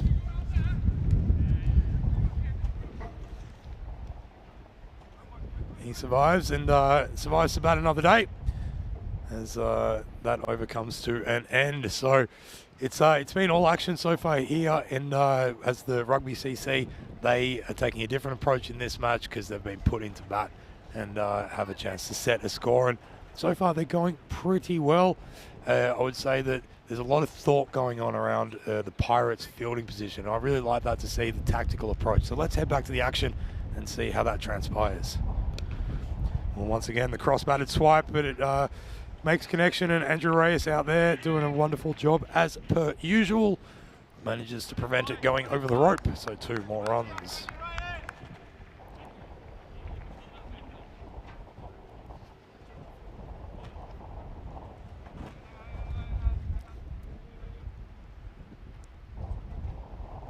Yeah, it's and I mentioned now there's lots of debris around, and with the wind, we had the seaweed on the pitch.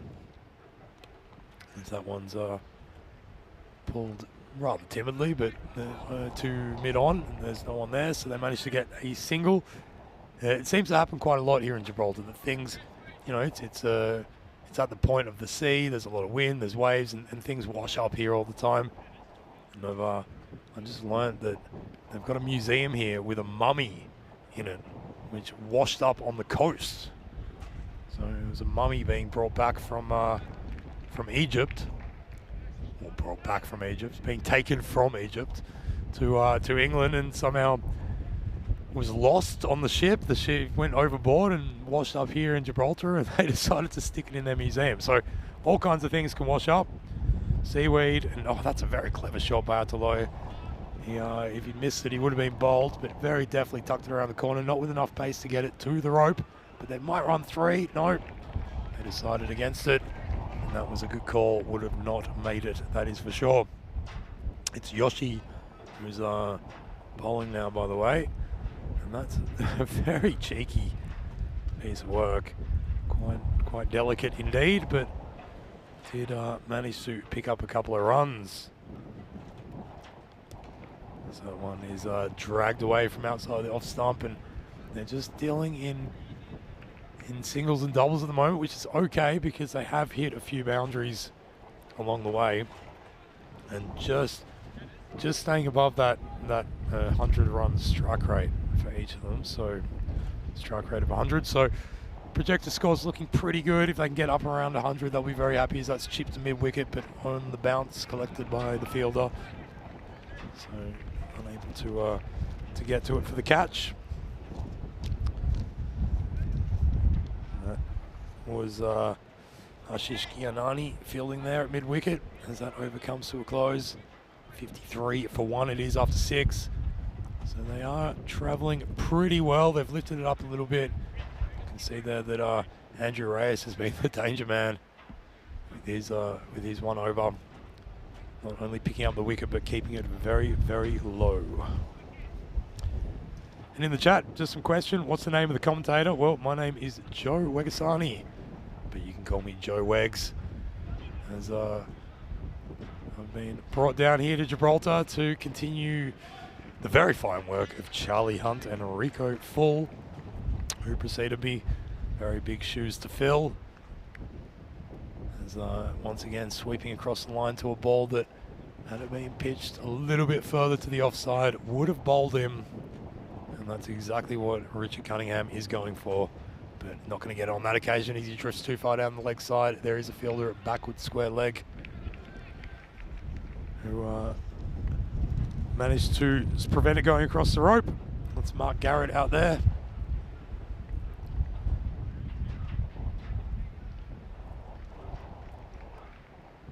Very good work by you, Andrew Smith. Yeah, calling out my name, Joe Wegs. Look, my full name's Wegasani. It's Hungarian anglicised version, and you wouldn't be the first person not to be able to spell it. Don't worry. I've been in relationships for years where the other person couldn't spell my last name, so no worries about that. As it is, another run to the total.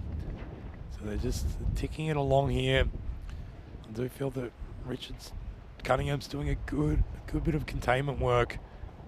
He doesn't want to let any sundries in, as that one could have been. It's a bit full, so not quite getting his length right, but not being put away, which is the main thing.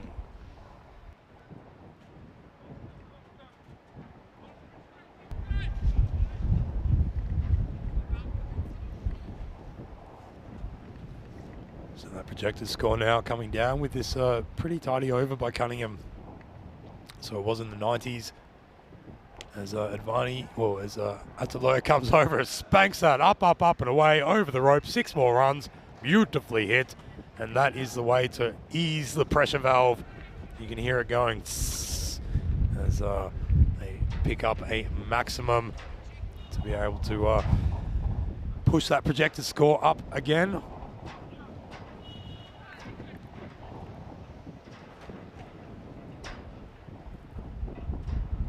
Dances down again. It could have been a stumping chance, but for the fact again that variable bounce, it not only deceived the batter, it deceived the keeper as well.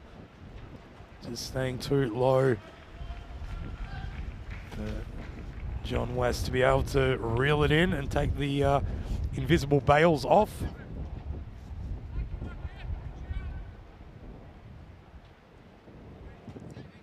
So they scramble through for a bye. That means after 7 overs, so 64 for 1. They really want to up the ante now. They've got wickets in hand, and that is the most important thing at this stage. And speak about important, well, tomorrow we've got another wonderful day of Maltese cricket over there. It'll be led by Corey Rutgers and Rico Full. He's flown out of Gibraltar and gone and prevailed through the storms. There might be a mix-up here as the runners lose communication, but managed to scramble back in time. Yeah, Rico left us and he's flown over to Malta where they've managed to survive the floods and put on a full day of cricket, and that will be returning tomorrow here on the European Cricket Network. And Advani just realised he might be caught in no man's land, but as it was, managed to get back with the wayward throw, dances down the pitch now, hits it straight to the man at point, who I think might have done himself a mischief. Seems like that might have made contact with the part of the body that it shouldn't. Yeah, oh, deep breaths. We'll just have a look at the replay there if we can. See if we can. No, not possible. So probably good. Probably good for everybody involved if we don't see that replay, because it looks like a pretty delicate situation. Really hoping that he's all right. That is Dave Robeson fielding there at point. And if he might have hit his hand, maybe we've got another dislocated finger. I'm trying to find out. Ian Latine's come out to show some wonderful sportsmanship. The rugby CC batters as well. Everyone's over there just to make sure he is. Yeah, it's the arm by the looks of it. I think he might have. I thought he was clasping his. I thought he was clasping his leg or his groinal region. But it seems like they're just testing his hand movement. So maybe it hit him on the wrist or something like that. Yeah, he's flexing his fingers, and so nothing's broken, which is great news. Looks like it might have just hit him on that wristy, bony part of the hand of the palm, the lower part of the palm. It can be very, very painful. Not only a hard object, but a cold object hit very quickly at you can do damage. Thankfully, it looks like he's all right as Ataloye Adetoye hits it straight up. Andrew Rays, he's not going to drop that. Beautifully taken. What a tough chance that he snaffled. He got into position, read the ball, and made sure not to let it through the mitts. Another wicket falls, and that is a boon for the Pirates. We really need to start making inroads here because we just know that Rugby CC are in a position where they can start hitting out. So that is the end of Advani. No, Ataloya, that was. Adetoye, not happy with himself, but he had to get going, and I'll tell you what, it went really high, that ball, and I'm surprised it didn't carry. It might have come off the toe end of the bat. It didn't. It sounded a little bit tinny as it came off, so he didn't middle it, certainly. And we know ball's hitting that direction. Yeah, it comes off the toe of the bat, and you can see it just spins in his hand as he hits it, so surprisingly didn't carry all the way to the mid-Atlantic with this wind, but as it is, went up in the air, and Andrew Ray's able to take it. So that's the end of Ataloye Adeteo. We put in a nice innings, and it's Rick Hatchman who's come out to join Nikolai Advani.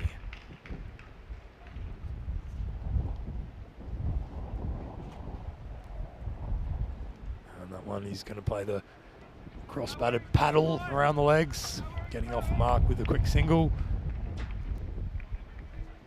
As Yoshi continues his second and final over, 2 deliveries left in it. He's done well, only gone for 10 runs off it. Off his 10 deliveries, picking up the 1 wicket along the way. Some good work for his team. As that time, well, he's got a big leading edge dancing on the pitch, but it's not going to carry to any of the fielders. And they managed to scramble a run.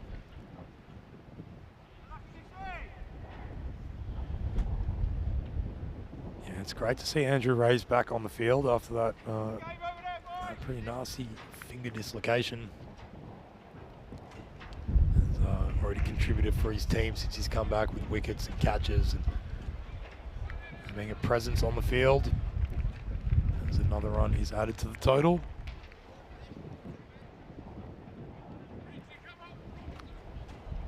So things slowing up a little bit here. So it's a nice bit of accumulated pressure as that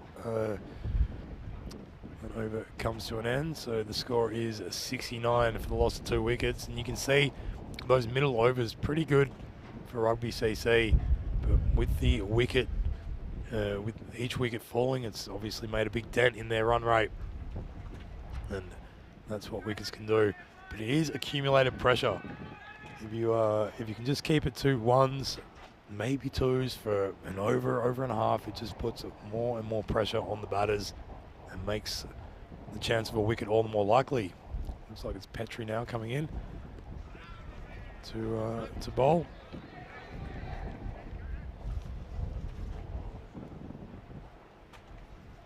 Indeed it is, Robin Petrie. He's got the task of trying to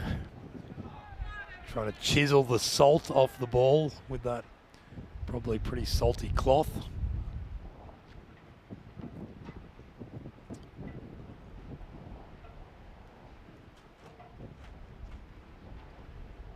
And that one, King, could be a moment, comes off the toe, goes up in the air, the point fielder at points coming around.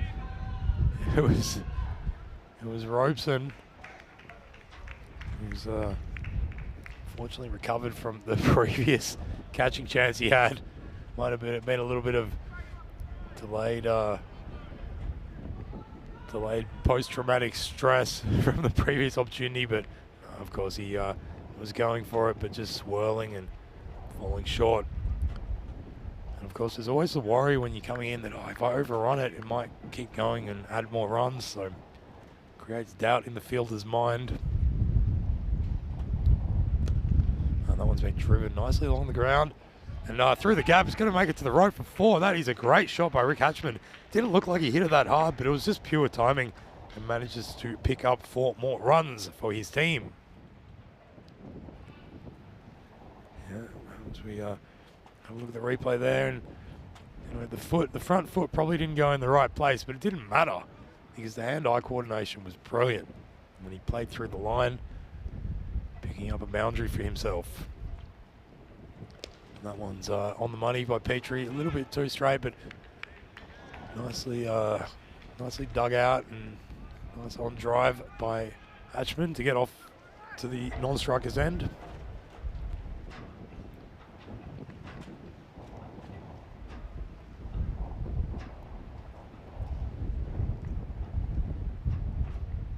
So Advani, he hasn't faced the ball in a while, it feels, Advani, but he is there. He's on 23, and he's driving quite well. As that one takes a bit of an inside edge and trickles out to onside. A bit of a misfield allows him to run through for the second.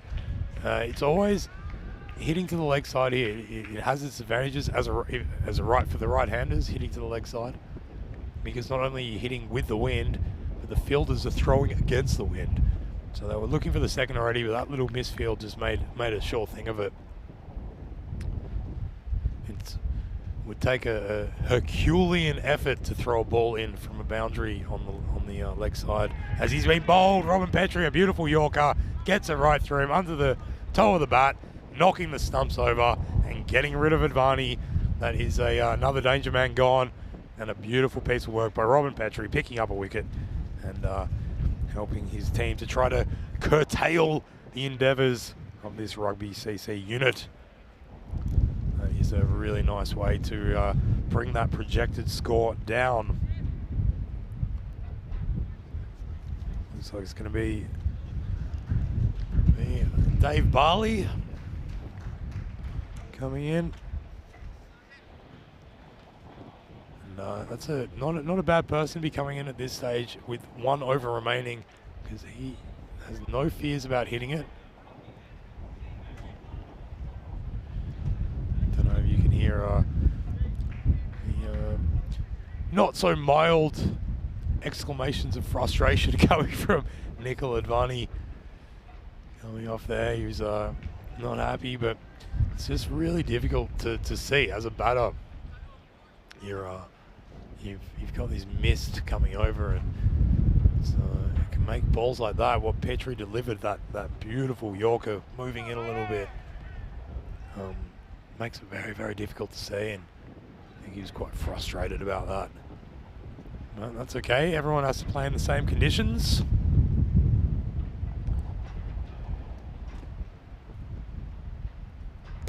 And that one's been beautifully picked up, and that Cameron Ness is out there.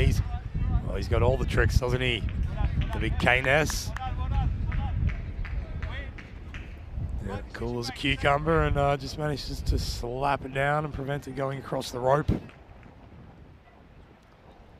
Thought he might start playing some hacky sack, showing his skills with that earlier. So that's more on the money, but a bit too full, and has been splayed away down to long off for a single.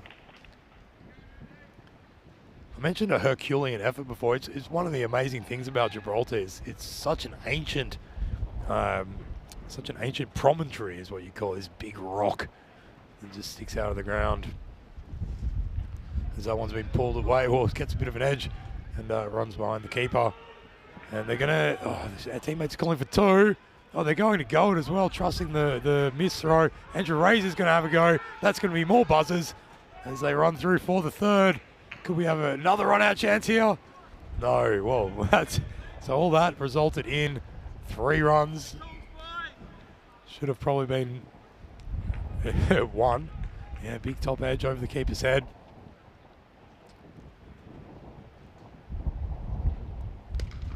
There's a big full toss, hit straight to Cameron Ness. He's not going to get it though. You'd have to be Hercules to be able to jump as high as you need to grab that in, as it sails over his head for 6 more runs. Beautifully shot. Dave Barley, he's not going to hang around, as I mentioned. Yeah, but it was with the story of Hercules, the Rock of Gibraltar actually has another few names, and one of them is the Pillar of Hercules. It's one of the 2 pillars of Hercules. As that one takes an outside edge, but over the infielder at extra cover. It's going to come up short of going to the boundary. Yeah, for those who know their Greek mythology, Hercules or Heracles, he was given 10, what became 12 labours he had to do, and one of them was to come to this part of the world and fetch a bunch of cows. And to do that, he had to come to what was the westernmost point of the known world for the Greeks at the time, and that was here. So the Rock of Gibraltar became known as one of the pillars of Hercules. As with this last delivery, they splay it down the offside. It's going to be a run-out chance, except for the fact that Andrew Reyes, unfortunately in his haste, could not quite direct the throw to the keeper. So they run through for 2 more and finish with 93 runs, losing 3 wickets along the way off their 10 overs. Rugby CC have done a really nice job there, but it is pretty even Stevens. I got to say, I think the Pirates did a pretty good job there as well to manage to curtail what could have been some pretty heavy hitting. They didn't manage to hold all their catches, but they did prevent a lot of boundaries with some nice work in the outfield. So, although I think Rugby CC might have the honours, and it'd be interesting to check the expected score again there. They're pretty bang on close to what it was, but it's going to be up to the Pirates to try and chase it down. We can come back to the highlights now, and Ian Lattin, well, he started where he left off in the last match, and then he's basically just hitting everything to the boundary. But he tried one time too many. He was given a chance there. Richard Cunningham, that's one of 2 chances that unfortunately would let go. Kenroy Nesta, he had a little bit of a mare in the first over. Just couldn't, I'm assuming because of the bad grip on the ball, couldn't quite control it. Andrew Reyes came back in. He is always good to make something happen, and picked up another wicket for his team there. As Adeloye started just making more contact. He was ably supported by Nicola Advani, and there you can see that they had a little bit of luck on their side with some of those the ways that those deliveries eventuated. That was some nice fancy footwork by the KNS preventing a boundary. Like I said, they did some things which certainly saved runs for their teams. That was a huge 6 by Advani. They were taking the approach of just sweeping across the line, and the Pirates knew that. They started putting everyone back on the leg side, and in the end of the day, it was a pretty reasonable tactic given the way the wind is blowing. But if you put that man out on the rope, and they're going to keep hitting it that way, eventually it's going to come to him, and he'll take it more often than not. That was a beautiful drive by the Hatchman, who managed to split the gap in the fielders, and a little bit of luck there, that taking the outside edge, and then going for the second. The throw was a bit off, and so they run through quickly, but then that throw was a bit off, and that meant Dave Barley could come back onto strike. And eventually, well, Robin Petrie, that was a little bit earlier, but Petrie managed to get one through the gates of Advani. He had a good innings as well, finishing in the 20s before Dave Barley made sure that at least one maximum for the final over brought them to that total of 93 runs. So that's where it stands here at the Europa Sports Complex in that first innings of our second fixture of tonight. 93 for 3. Rugby CC have put on against the Pirates. Have a look at the work there by Advani getting to 25 off 23, and Ataloya Adateo. The really good signs for that for Rugby CC. It was not Ian Lattin. It was the other members of the top and middle order who all contributed. With the bowling, well, they were all pretty, not too bad. Nishant Yoshi, the most economical of his 2 overs, going for just a 12, picking up a wicket. Petrie and Reyes also picking up a wicket apiece, which all led to putting a little bit more pressure on Rugby CC to try to keep that down. And that's where it stands. The Pirates, they'll need to put 94 runs on the board in their 10 overs if they are to take this victory and resume their position in second place on the tables. We'll be back with all that action and more in a little bit, in just a few short minutes. So until then, I'm Joe Wegasani at the Europa Sports Complex. Can't wait to have you back here, and until then, ciao for now.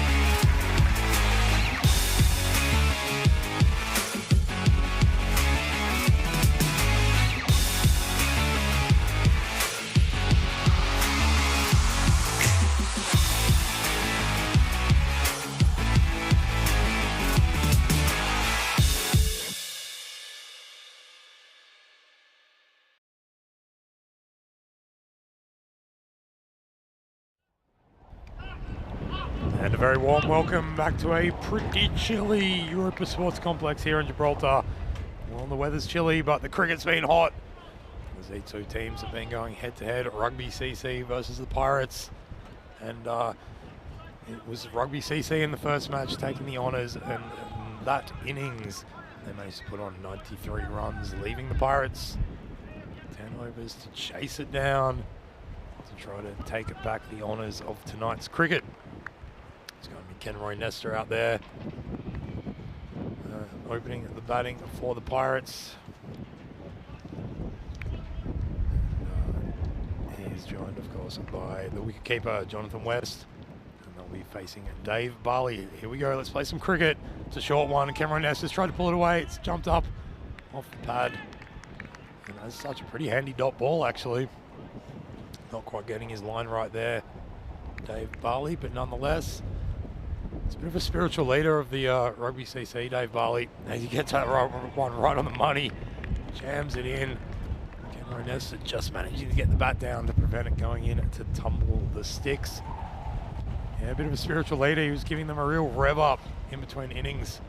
Rugby CC. Dave Barley was telling them that we want to have a lot of energy out there, lads. Let's bring it home. As Zach Simpson manages to gather that one in and keep it to just the 2 byes. So he was taking charge, Dave Barley, and really driving it home to his team. As that one is a little bit too wide, but once again, Kenroy Nestor's back leg just seems to stick out a little bit when he goes to play that cross-batted swipe, so preventing it from becoming a wide. A big hello to everybody out there, of course, everyone in the chat. Louis Bruce, good to see that you're in there. We've been loving your work in this series so far, and look forward to your return to the pitch.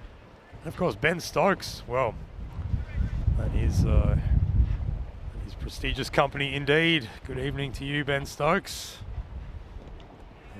That is a good ball from Barley. This is defended back down the pitch. I'm going to take a punt and imagine it's not the English cricket captain, Ben Stokes, but could be. Let's return to the cricket. So Dave Barley to finish his over. It's a very good one. It is only going to go around the 2 byes. And then that 1 run. So going for 5 runs in that first over. And we've gone 32 matches without a golden ball. Could this be the one to bring that number back down to 0? Would certainly be an exciting way to wrap up what's been a fine evening of cricket, despite the conditions. Well, they call them prevailing winds, but it's been prevailing cricket tonight. As all the players have managed to get out there. And Nikhil Advani is going to be given the cherry. See if he can make a dent in the Pirates' ambitions. 5 runs off the first over. They definitely want to do a bit better in these power play overs. But alas, that one will only trickle down the backward square leg for a single. It's the original Benjamin Stokes. Okay, excuse me. Even more prestigious company. Very nice to make your acquaintance. As that one is swept away by Kenroy Nestor, and that one's going to beat the fielders. It runs across the boundary, 4 runs to the total. Keynes off the mark with a boundary. And you can see it there, the squall. There it is, that precipitous sea spray that seems to be a very part of the essence of life here at the Europa Sports Complex. It does. It's there. Look, it's English territory, and it's certainly behaving a little bit like English territory at the moment. This, Ben Stokes in the chat saying it looks like an early season in England. Yeah, it's an amazing place, Gibraltar. It's always that one slapped down the ground and unfortunately straight into Jonathan West's inner thigh, and that one hurt. He's going to rub it off. He's going to walk it off. And the worst part about it is that it stopped them getting any runs. So some indeliberate fielding as Keynes takes a little bit of a prance down the track, but manages to miss it. Yeah, it's we're in Gibraltar. It's the only part of English territory on the European continent. So it's very, very similar. It's amazing you come in here, and the only thing that's not like England that you can see is that, well, there's a couple of things. One is that they drive on the right-hand side of the road, which is pretty handy for all the cars coming from Spain every day. As that one goes through the legs, nutmegs the Keynes, but manages to elude the stumps and the keeper, and they run through for a bye. Yep, they drive on the right-hand side of the road, so that's not like the UK. And there's obviously a big Spanish, I want to say influence, but it's more like a co-development. The part of Spain that we're near is Andalusia, and there's been a form of Spanish language dialect that's developed here. As we come back to the action, that one's down the leg side. It's going to be a wide and maybe a run out if he hits the stumps directly, but John West still just massaging his inner thigh area where he copped the ball earlier. We'll get to face up one again. Yeah, the dialect, it's called Llanito. Llanito, I'm sure my pronunciation there is perfect as that one's been swept away. It's going to make it to the boundary as well. 4 more runs to the total. And John West getting off well, not off the mark, but getting going. That's exactly what they need. He did really well there to get down low. That ball dropped. It looked like it was going a little bit further. He did really well to get down and make contact with that. So that's the end of the second over. The score is 16 for none. Yeah, the Gibraltarian, well, Spanish dialect, Llanito, and it's got a big mix of, well, it's Spanish with a big English influence. Now, as Keynes has definitely defended that down to the onside, timed it well, trickled down to Latin there, and he runs through for a single. So we all know that artificial intelligence is a thing now, and there's been all this discussion about how AI can do creative things. It can make poetry now and write screenplays and do Seinfeld rip-offs and that kind of thing. Well, I went to an AI computer today and I typed in, as that one beats Keynes, and well taken behind the stumps by Harry Pyle. So a dot ball. Dave Barley continuing his fine work. Yeah, I asked the AI server today, what is some Gibraltarian slang? So I want any so that one is going down the leg, but it's a good ball. It just came back too much. Oh, he looks devastated, but trust me, he knows. He knows. Any Gibraltarians or Llanito speakers out there, please tell me how the AI went. I went and asked it, what is Gibraltarian slang? Because of course, being the melting pot, as Keynes tries to pull this all the way back to Spain, but manages just to get it as far as square leg, and they run through for a single. So being the melting pot is, there's big influence, English, Spanish, Portuguese, also a very big African communities here as well. It's a big mix. You might have actually heard during our interview earlier the sounds of the Ibrahim Al-Ibrahim Mosque, which is just next to the stadium, doing the call to prayer, and so it's a very big cultural melting pot. As Dave Barley comes in to continue, and that one's been well swept, and that has gone over the or in between the fielders, bounced over the rope. 4 more runs. That is exactly what they need. If the Pirates to hold this in and drag this victory back to their Pirate Cove, it's exactly what they need. So some Gibraltarian slang that this artificial intelligence told me about as we have a look at the urban development chart. You can see there that there's a bit of similarities in the amount of runs that have been made. for the respective teams. So they're not quite a pace, but certainly with no loss of any wickets in a position.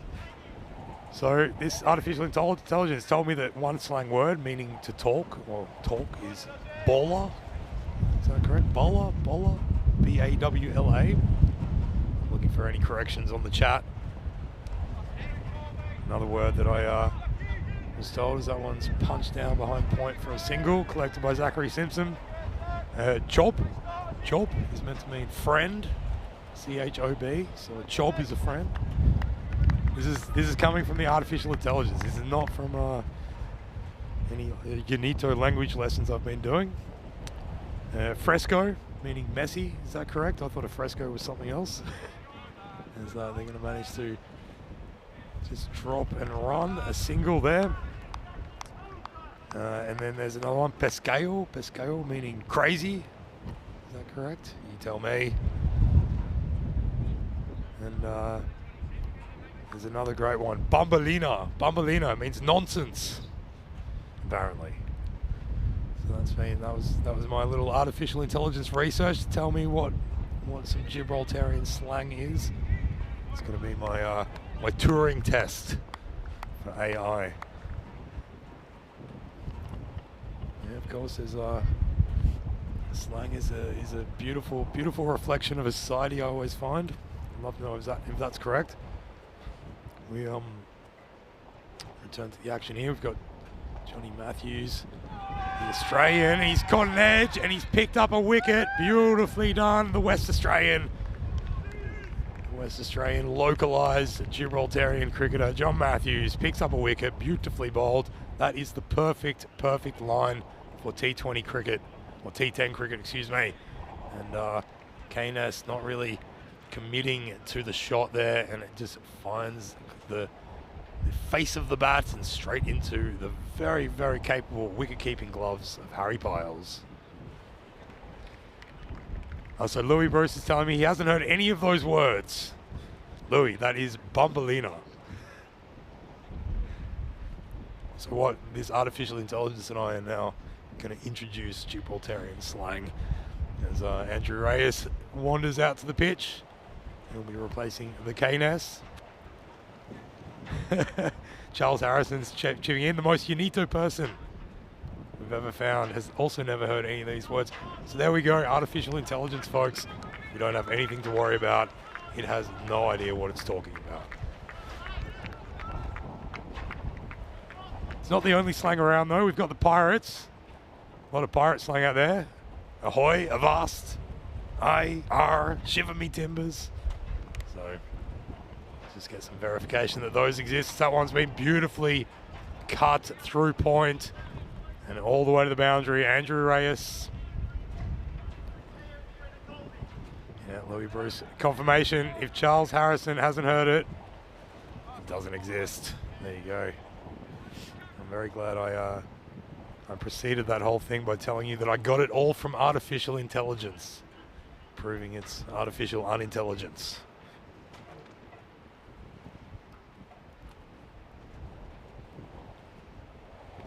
So give us some real Gibraltarian Unito slang. Let us know what you're all talking about. It's quite a lovely sounding form of Spanish with this intermingling of English. So being a non-Spanish speaker, but a sometime English speaker, it's interesting to listen to because you hear these clips of English coming out. That one's short and a little bit too straight. And Johnny West just manages to paddle it around the corner for a single. So, yeah, very glad to know that that's all Bambolino. I'm not going to go to artificial intelligence for anything more.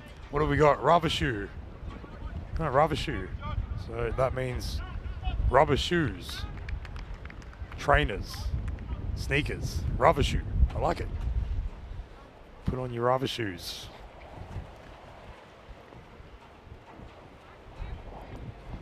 Artificial idiocy. Very good. As the fourth over comes to a close, the score's 32 for 1. That was a really effective over for Rugby CC just to curtail the ambitions of the Pirates. They've got wickets in hand, 4 overs down. They do need to push on. They're not that far off the pace though, as you can see. The Rugby Cricket Club were just 4 runs ahead of them at this stage as Zach Simpson comes into the attack, and he puts it right on the money to start with, and unfortunately for the wicketkeeper, couldn't quite get across to it, but I really like that drift that he gets. Johnny G, what are the chances of a golden ball this evening? Hang on, Johnny, I'm just going to ask the artificial intelligence. What are the chances of... Yeah, don't know what the chances are. But has he bowled him? Yes, Zach Simpson. He's got one through the gate, and he's managed to shiver the timbers of Andrew Ray's. Beautifully bowled, and isn't he up and about? The Energizer Bunny. Duracell Bunny. Yeah, very, very nice piece of bowling there. It just cuts back in, and Andrew Ray is stuck on the crease. Not really sure whether to go back or forward. And it was all that length. It was really nice. And turned the other way and just left him stranded on a desert island. And left means that 1 more wicket down. So the Pirates 33 for 2. Halfway through the 5th over, and European Cricket Network just chipping in just to let them know that the chances of a golden ball are greater than you think and less than we realise.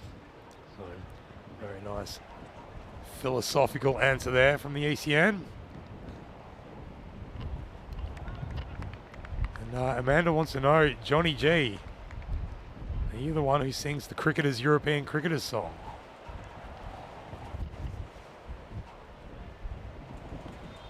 Oh yeah, so we haven't got an answer on that. There's some good chat going on. I really recommend, if you're watching along, get involved on the YouTube chat. Come and let us know as we watch some entertaining cricket. Has this been struck high up in the air? There it is, a big 6 runs, beautifully hit. That one was too short.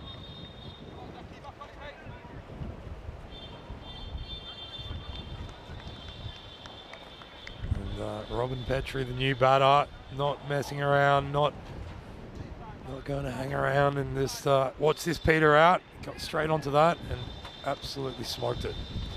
So not too short. That one was a really good line of length, but did well to cut back and to step back and cut it, punch it through the extra cover. Takes a single.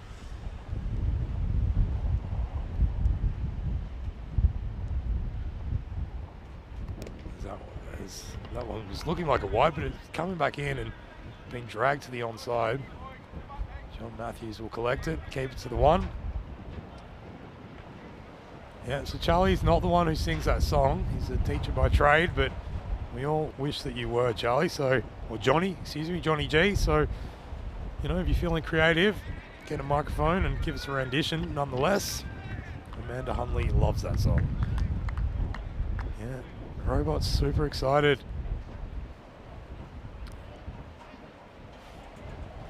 Everyone is super excited about all the action coming up, and not only do we have this wonderful cricket here in Gibraltar, we of course have that series over in Malta going on. Make sure you catch all that action. And then following a very special edition for this year, we have the ECIs, the European Cricket Internationals, here in Gibraltar. After this series, we'll be having the ECI Women's tournament. That's going to be Italy, Sweden, the Netherlands, and Gibraltar taking it to the field to see who comes up trumps. So we can't wait. All that action here on the European Cricket Network. So we're back to the live action.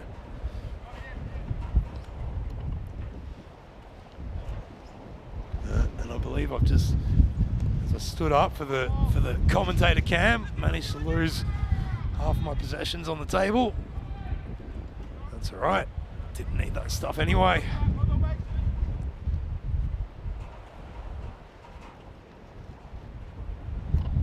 Yeah, it is certainly going to be history-making stuff here in Gibraltar. I had the great pleasure of commentating Women's International between France and Germany a couple of years ago, and can't wait to see the action as that one has been absolutely splayed down the ground. Robin Petrie he is looking in fine form at the moment. As Ian Latin, well, this wasn't too bad a ball, but probably the length was just right at the slot hole for Petrie to just stand and deliver he did. A big 6. As that one, well, it's a bit of a slow ball and it barely made it past the stumps, but it did make it past Robin Petrie. So a dot ball. Amanda Hunley asking if I'm commentating that series. I certainly am. Have the great pleasure to stick around. As once again, that ball just barely making it past the stumps, staying very low. He's varying his pace a little bit there. Yeah, we'll be sticking around. All the ECN crew here. We've got such a great crew who works so hard to put this on, and of course wonderful to be a part of it. Johnny G asking how I ended up joining the ECM. Well, I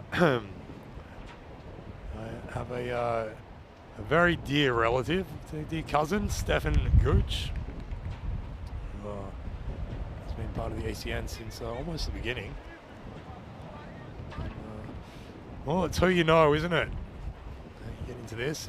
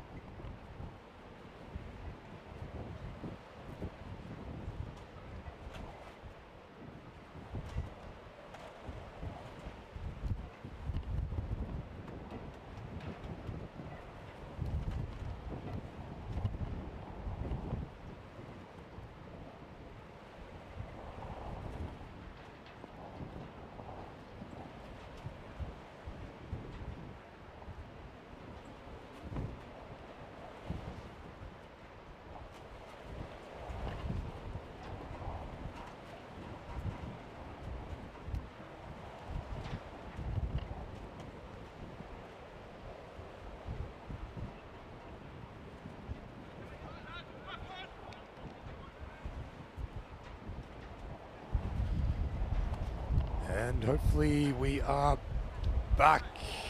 Let us know in the chat if indeed you are receiving our transmission. This is Earth to Major Tom. Just making sure that everybody can see and hear us once again. We've had a little bit of technical issues here, as you can understand.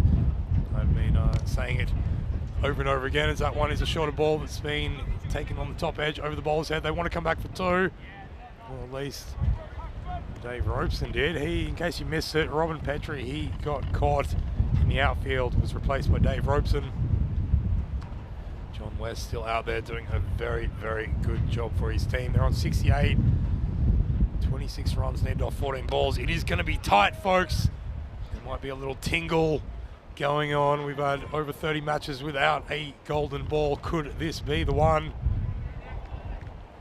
Excellent to have you all back. Yeah.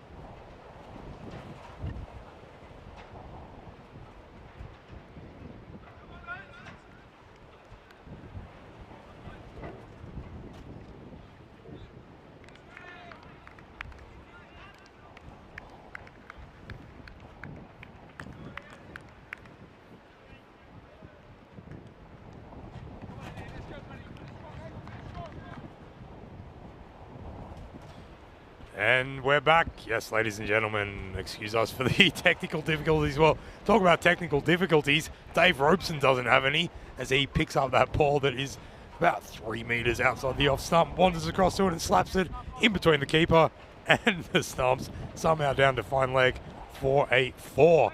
So they're still charging, they're still coming. 9 overs done. The score is 81-3. They need 13 runs off the last over.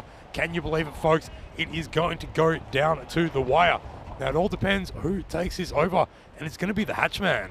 And I think this is an interesting call. He can be very dangerous, very difficult to face, especially in these conditions. But these two batters are set, and we know that if Rick does drop it in short, they are more than capable of depositing it across the boundary. Yeah, we do know that we've had technical difficulties. Don't worry, I wasn't talking. But Vinny Sandu, well, that's been smacked. Well, talk about Vinny Sandu. This is in honor of you, Maximo. Yes, that has been picked up and deposited over the square leg boundary. That brings the equation to 7 runs off 5. Suddenly the pendulum has swung in the favor of the Pirates. Yar, they said, we're going to take victory here. Avast, me mateys, we're coming. Yeah, fantastic work by these two, and that's always the problem is with Hatchman. He can definitely deliver wickets, but he can also fall short. Now, Vinny, I posited a question to you because I went and saw a 1,000-ton gun today. That's been deposited as well. So that is a 1 bounce over the rope. It is going to be, at the very least, a close call thing because they only need 3 now of 4 deliveries. The Pirates, they are doing this. Yeah, I went and looked at a 1,000-ton gun in Gibraltar today. It's one of 2 on the planet, and I want to offer 10 points to Vinny Sandu if he can tell me where the other one is. One of 2. There are 2 1,000-ton guns on this planet. One's here in Gibraltar. Let me know where the other one is. Anyway, back to the action. It's the climax here. 3 runs off 4 as that's got the under edge, and it's going to beat the fielder. It's running down to the boundary. He's not going to make it. They've won. The Pirates have won. Yes, it's all over. They have resumed their position. They have resumed their position, 2nd place on the standings, as they've managed to take an unlikely victory. What was looking very difficult, but a fantastic partnership there between John West and Dave Robeson has managed to bring them home. They've found the treasure chest, and they are hoarding it because they absolutely deserved that. It was a good struggle. The Rugby CC, they put up a fight, but in the end of the day, they were not able to take inroads to be able to stop the assault by the Pirates, who have come out and claimed victory. So fantastic stuff here. It's been a 1 all night as we now head to the highlights reel of that innings.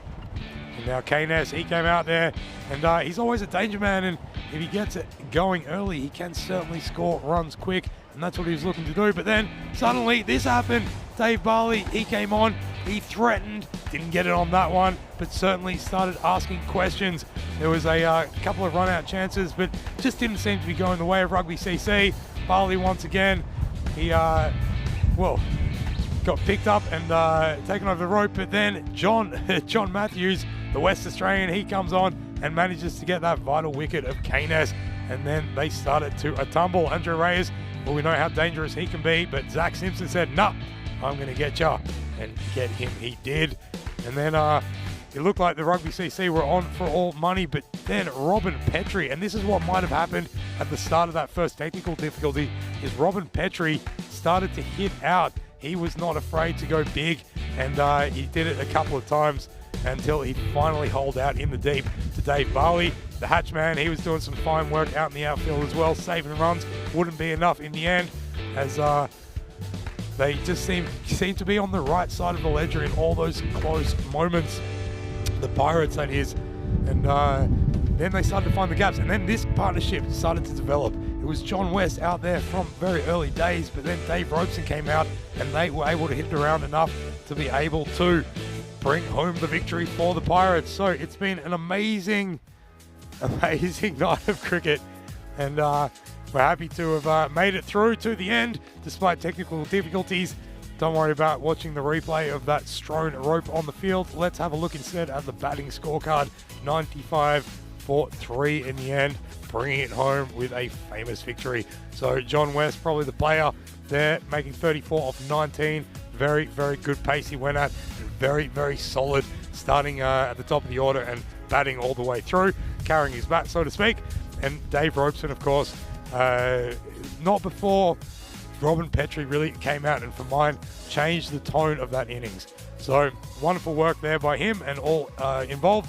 And then in terms of the bowling scorecard, well, Zach Simpson picks up another 2 wickets to go to his tally now, bringing him to around about 18, 19. I've got to just double check that, but certainly he is continuing his fine work. And it's been an exciting night of cricket. There's been a lot happening. There's been a lot blowing all over the place. It's been a lot blowing all over the place, no less. Well, I'm as we're going to switch to the Comcam here, so it all looks pretty still and easy, but we've got computers lifting off the ground, we've got flags flying over the place, we've got seaweed on the pitch. Anything can happen in T10 cricket here on the European Cricket Network. I'm Joe Wegasani. It's been an absolute pleasure, and we will have a look quickly at the highlights.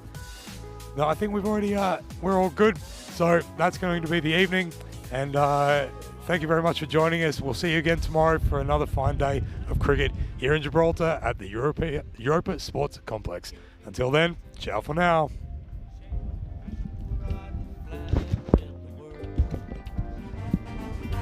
Cricketers, European cricketers, time to cheer and show the world what you got.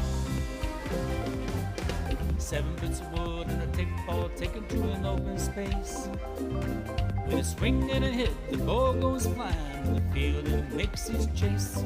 A community playing on the field of dreams, no matter race, sex, color, and age. Stars of the future of European cricket are ready to take the stage.